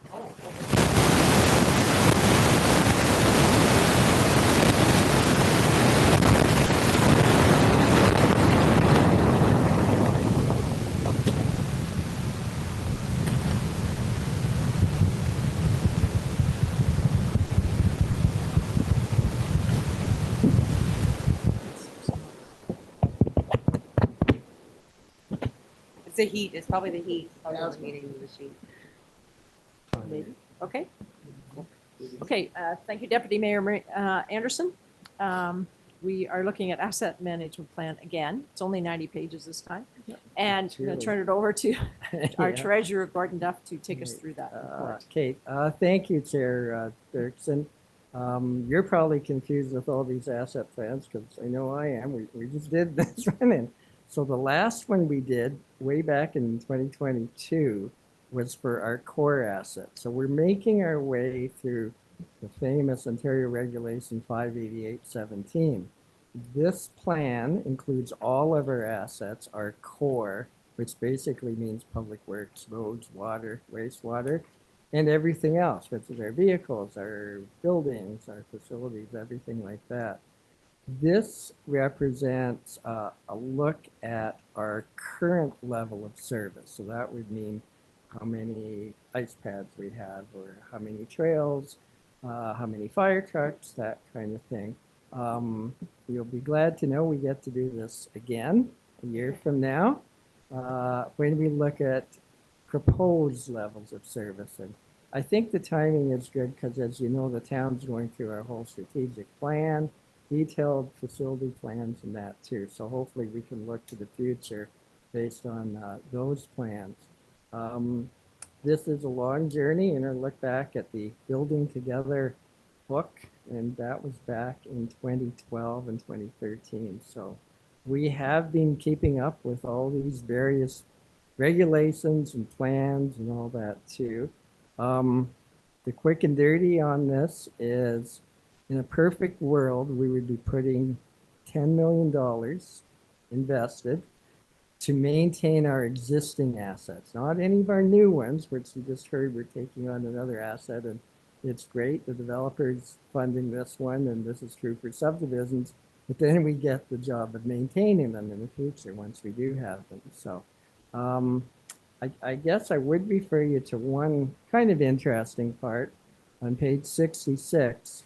Currently, we look at the hard assets. We look at the roads and the buildings, but we also have green assets. So that's our urban trees, the plants, our trails, and they are not in our plan because it's a challenge to quantify them. So I know myself and several staff have undertaken what they call a natural assets roadmap, and many other municipalities, a lot of them bigger than us, are working because, especially with climate change, like especially this week, a shade tree, that's worth something. It's contributing to our well-being and our climate. And we do want to put them in future plans in some way. So we're kind of researching the best methodology. The trick is to gather the data. I think that's the case for all these asset classes, but green infrastructure is certainly one of the challenging areas. Anyway, this is our last council meeting before the July 1st deadline. So here we are. I'll give a shout out to all the staff, especially in finance, Lori and Jackie, and all the department heads who it seems like the last few months I'm constantly bugging them. I need input on this plan, or I need this, and everybody's really worked together. And I'll give a shout out to Sarah Craig, our citywide consultant, who has a lot of clients, and she has been working crazy hours the last couple of months to try and get this all done on time. So anyway, I know there's a lot there. A lot of it's high level, granted, and there's certainly improvements we can make. But again, we get a chance over the next year to have a closer look again. So anyway, certainly entertain any questions or anything. Okay, well, thank you for heading it up, and thank you to all the staff that have Sure. added their input for sure to get us to this point. I'm going to read the recommendation and then I'll ask for questions. The recommendation is moved by Councillor Gunston and seconded by Deputy Mayor Anderson that the Council of the Town of Minto receive report number Finance 2024-009 Tangible Capital Assets prepared by the Treasurer for information purposes, and further that the Council of the Town of Minto endorses and adopts the attached 2024 Asset Management Plan. Okay, looking for questions, Counselor Elliott. Again. Gordon, when did we start asset management? When were we instructed by the government to start Well, doing that? We started the accounting exercise under PSAB 3150, which is just historical costs, Yeah. in 2008 for the 2009 year. As mentioned here, really that building together and the whole emphasis on replacement cost and asset stewardship started in 2012, 2013. We've been using the citywide software as our asset database since 2012. The reason I'm asking is many, I belong to OSAM, Ontario Small Certainly. Municipalities. And many of the communities outsource.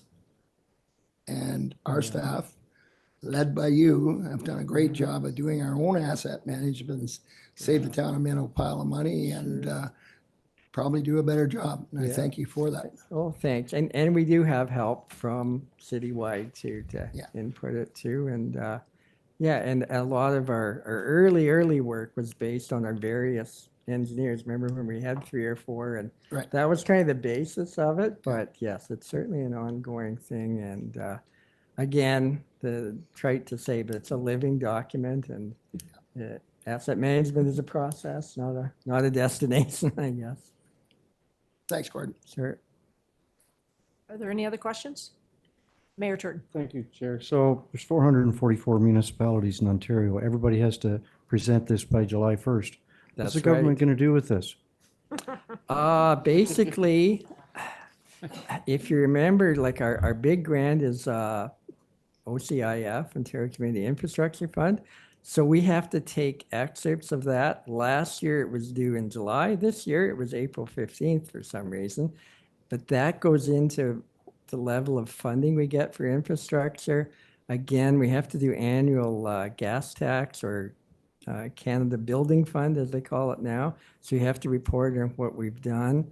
And every grant application, they have to look, say we're putting in for a particular roadway or a water pipe, they'll say, where is that in your asset plan? And it takes almost like an emergency management point of view, a risk assessment. So you have your probability of failure and your consequence of failure.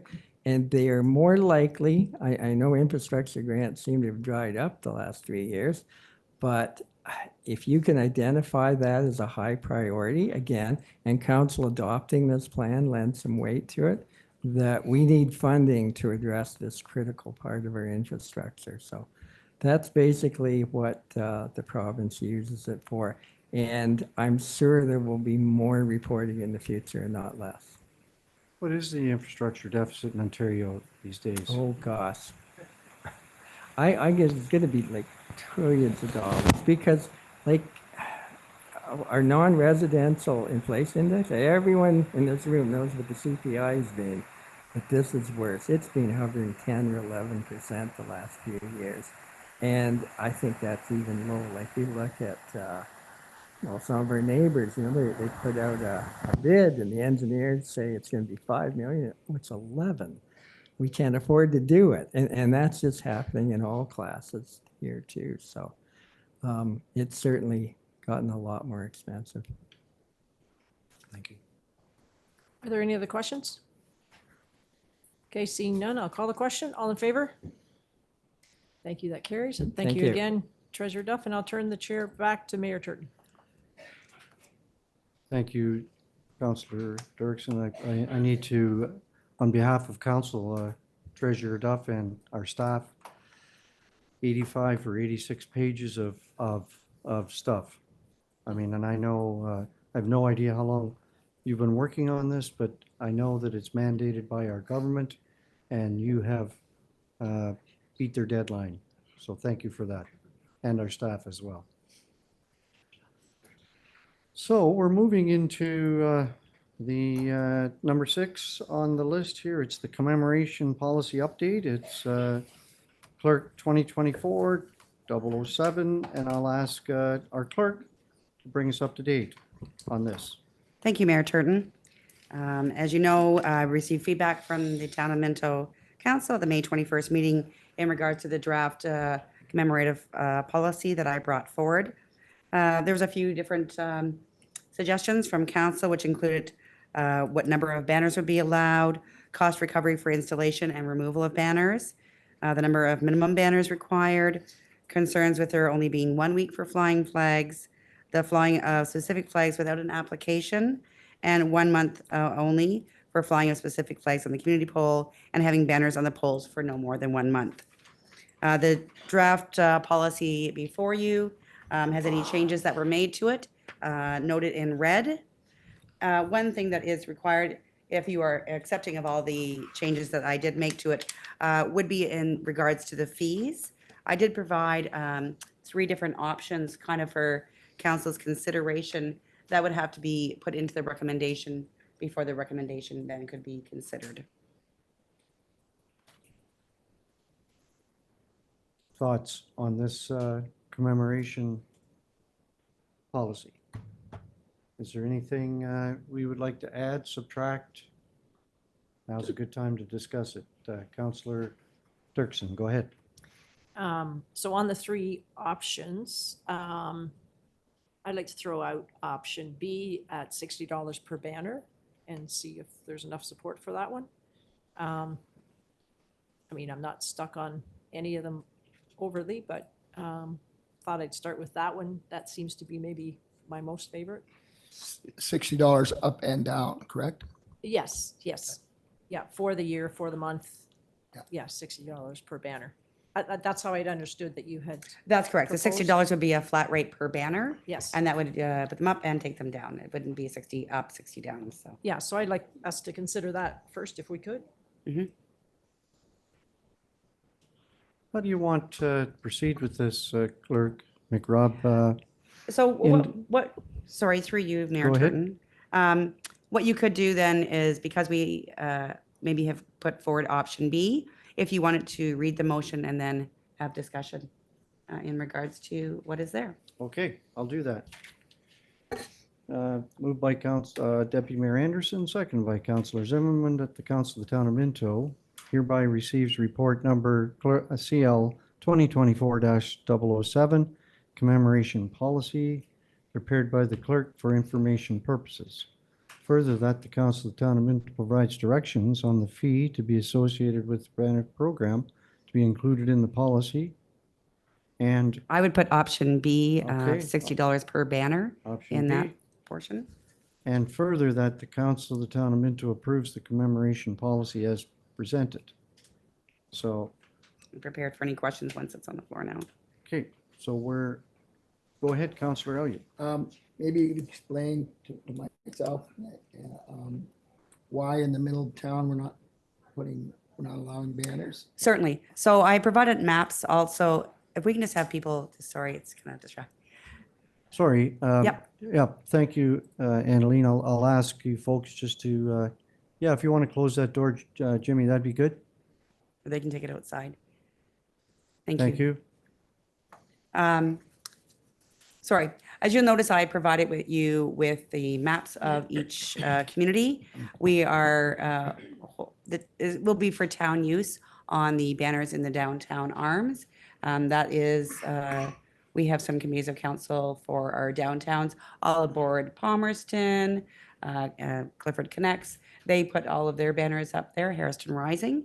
And so we have outlying banner arms outside of the downtown core, as you can see in the maps. And that would be where any banners that were applied for would be placed within those areas. Not including the Legion? The Legion is a different sort. It takes up all the banners, including the downtown. There's like 162 banners, I believe, that the Legion uses. And so that is just for the 1 month. And you'll notice within the policy, like October, November is not being allowed to be applied for. Just June, July, August, September. So the Legion banners would be going up through all the communities on all the banner arms that are available. Thanks.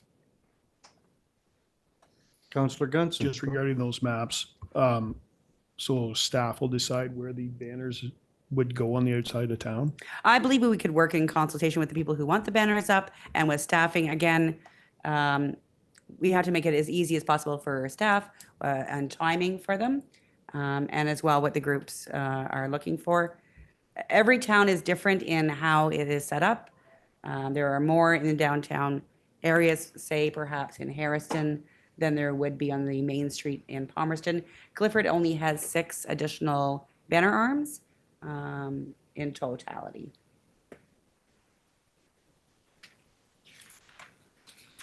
Deputy Mayor Anderson, go ahead. Just to clarify, when we're looking at the line, the town will raise the veteran banners, so they would be excluded, the Legion would be excluded. That's right. There, Because it it's already already a was program written in within place. the policy that we will be putting them up. Perfect, thank you. Other questions?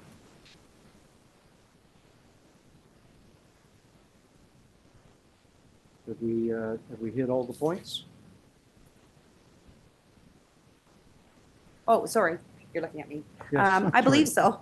I believe so. Again, I have had it reviewed by, reviewed as well by legal and, you know, every policy is as good as it can be. I think it is well-rounded.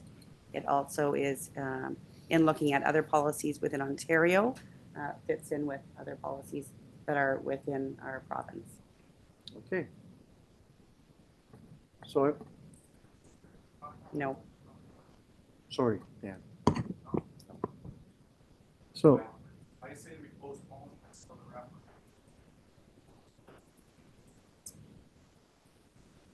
so I'm going to, I've got some notes here that I would like to address everybody here and just to let you know where the council stand on this. So on May 7th, council was presented with a petition to create a bylaw to ensure crosswalks and flags, banners on public property remain neutral. Council has taken this petition very seriously. We've discussed this numerous times over the last 6 to 8 weeks. Over the last number of weeks, members of council have listened to a number of delegations, both for and against the petition. Council has read and thoughtfully considered the hundreds of emails and letters that members of the public have sent through. Council this evening met in closed session with the town solicitor to discuss the petition and to review a staff report and a draft updated policy, which is the commemoration policy. We believe that the presented commemoration policy, as updated and as discussed here this evening, provides a fair solution to both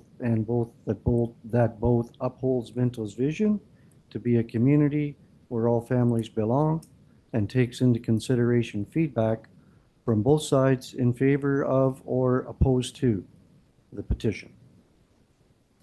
In offering the opportunity for commemoration programs through this commemoration policy, the town has attempted to balance a variety of competing interests.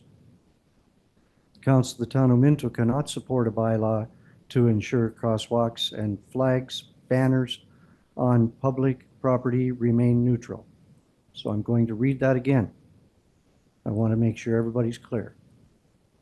Council of the Town of Minto cannot support a bylaw to ensure crosswalks and flags, banners on public property remain neutral. Council of the Town of Minto, as outlined in our new strategic plan, will support the community vision that the Town of Minto is a progressive, rural community where all people are welcome.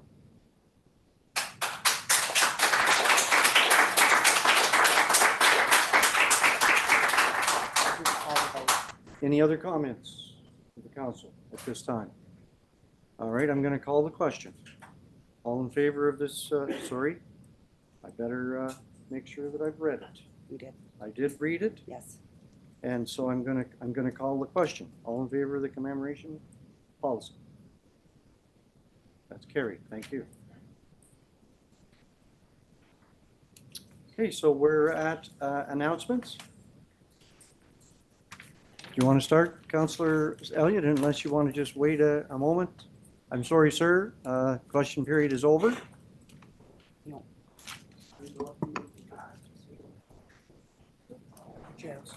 I have nothing. You have nothing? No. Yeah, okay, so you okay with one question, or do you want to cut it off? All right. I'm sorry. Okay. All right.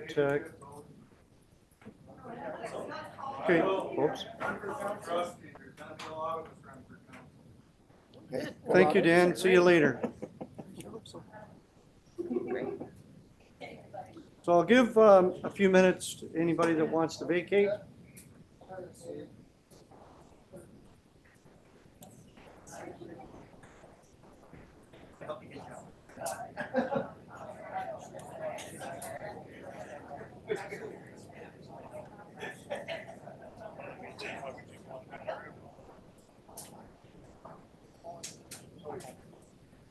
Hmm?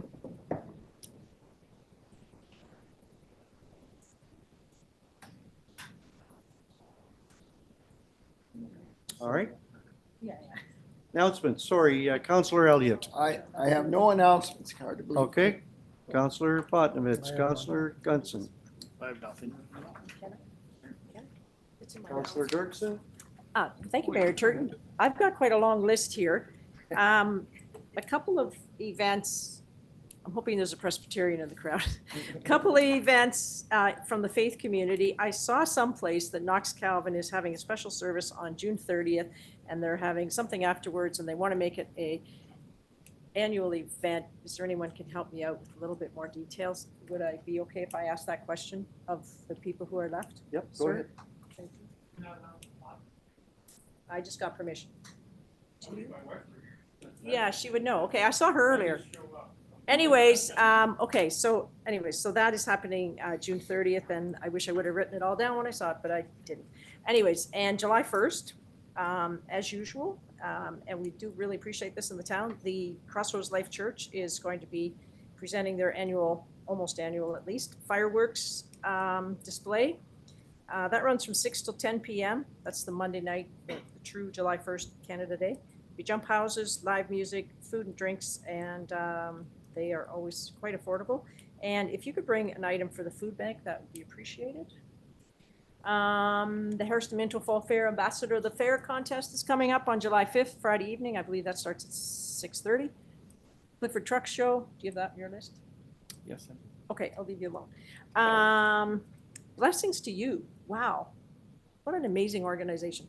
March 23 to May 24th, they have donated $146,000 back into community programs in Minto and the community and the surrounding areas. So I think that is,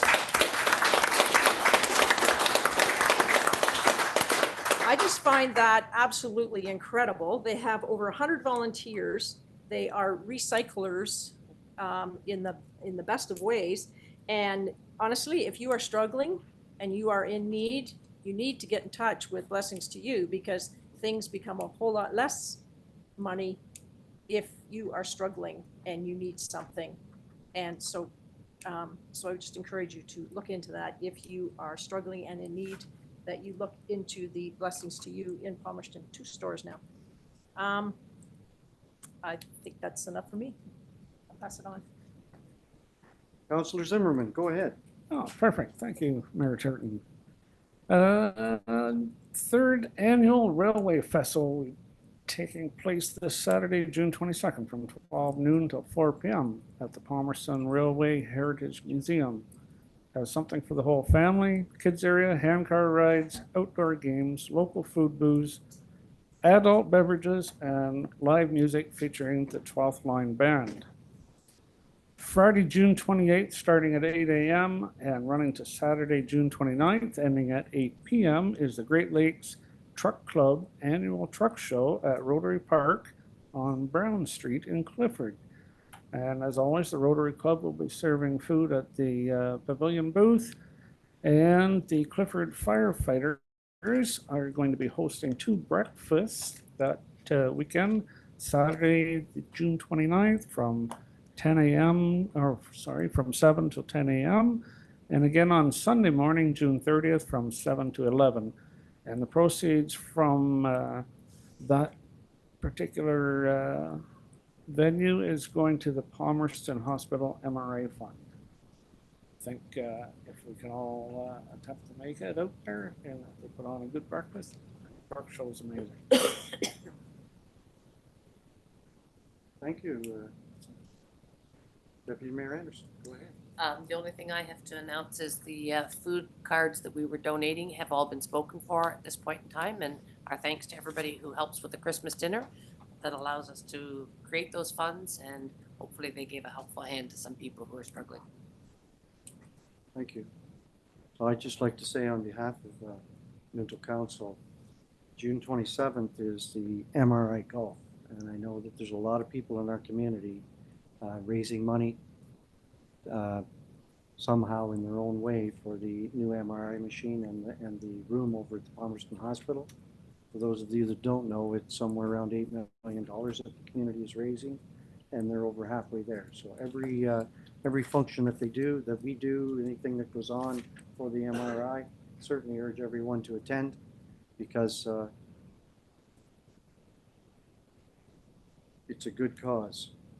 We send our condolences as well to the Durham Hospital. They've got issues up there, and we wish them well. I talked to the mayor up there the odd time, and they're into a battle. So, second thing is Mark Potter in there? He's hiding. Just want to say, Mr. Mark Potter was hired a number of years ago as our deputy treasurer. Him and Gord worked extremely well together, and when our CAO left us, Mr. Derek Thompson, a couple of years ago, I should have had the dates here, but now that we've hired a new CAO, right? Mark is going to retire, and I believe tomorrow's your last day. So I just want to say, on behalf of council and staff, it's been a pleasure. It's been a short period of time, 5 years or so. And we appreciate you finding Minto, coming here and working with us, working with our staff and council. It's been a great time together. So thank you for your service, and we wish you the best of luck in your retirement. First time you retired, right?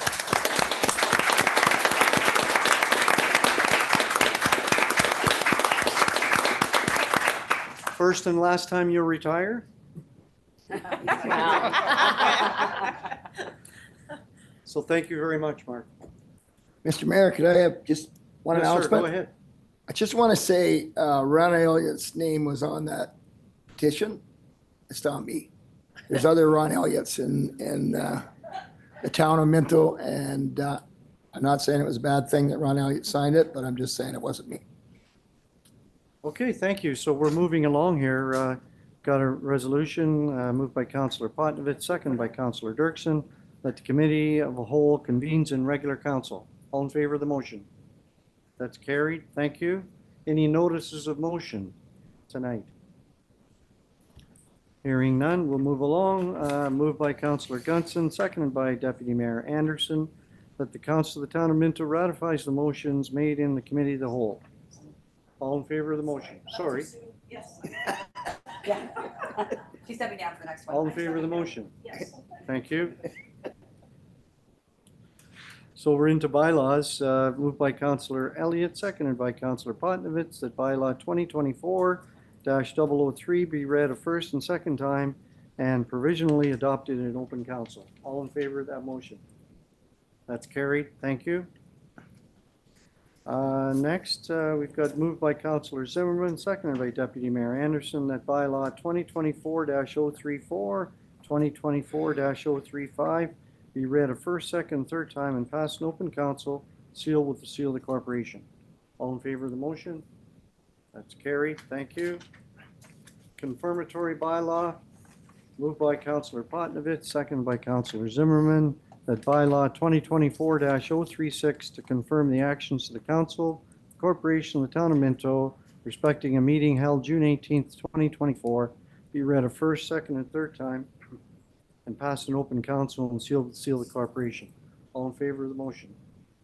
That's carried. Thank you. And the adjournment is moved by Councillor Elliott, seconded by Councillor Potnovich, that the council of the town of Minto adjourns to meet again at the call of the mayor. All in favor of that motion? Thank you very much, folks.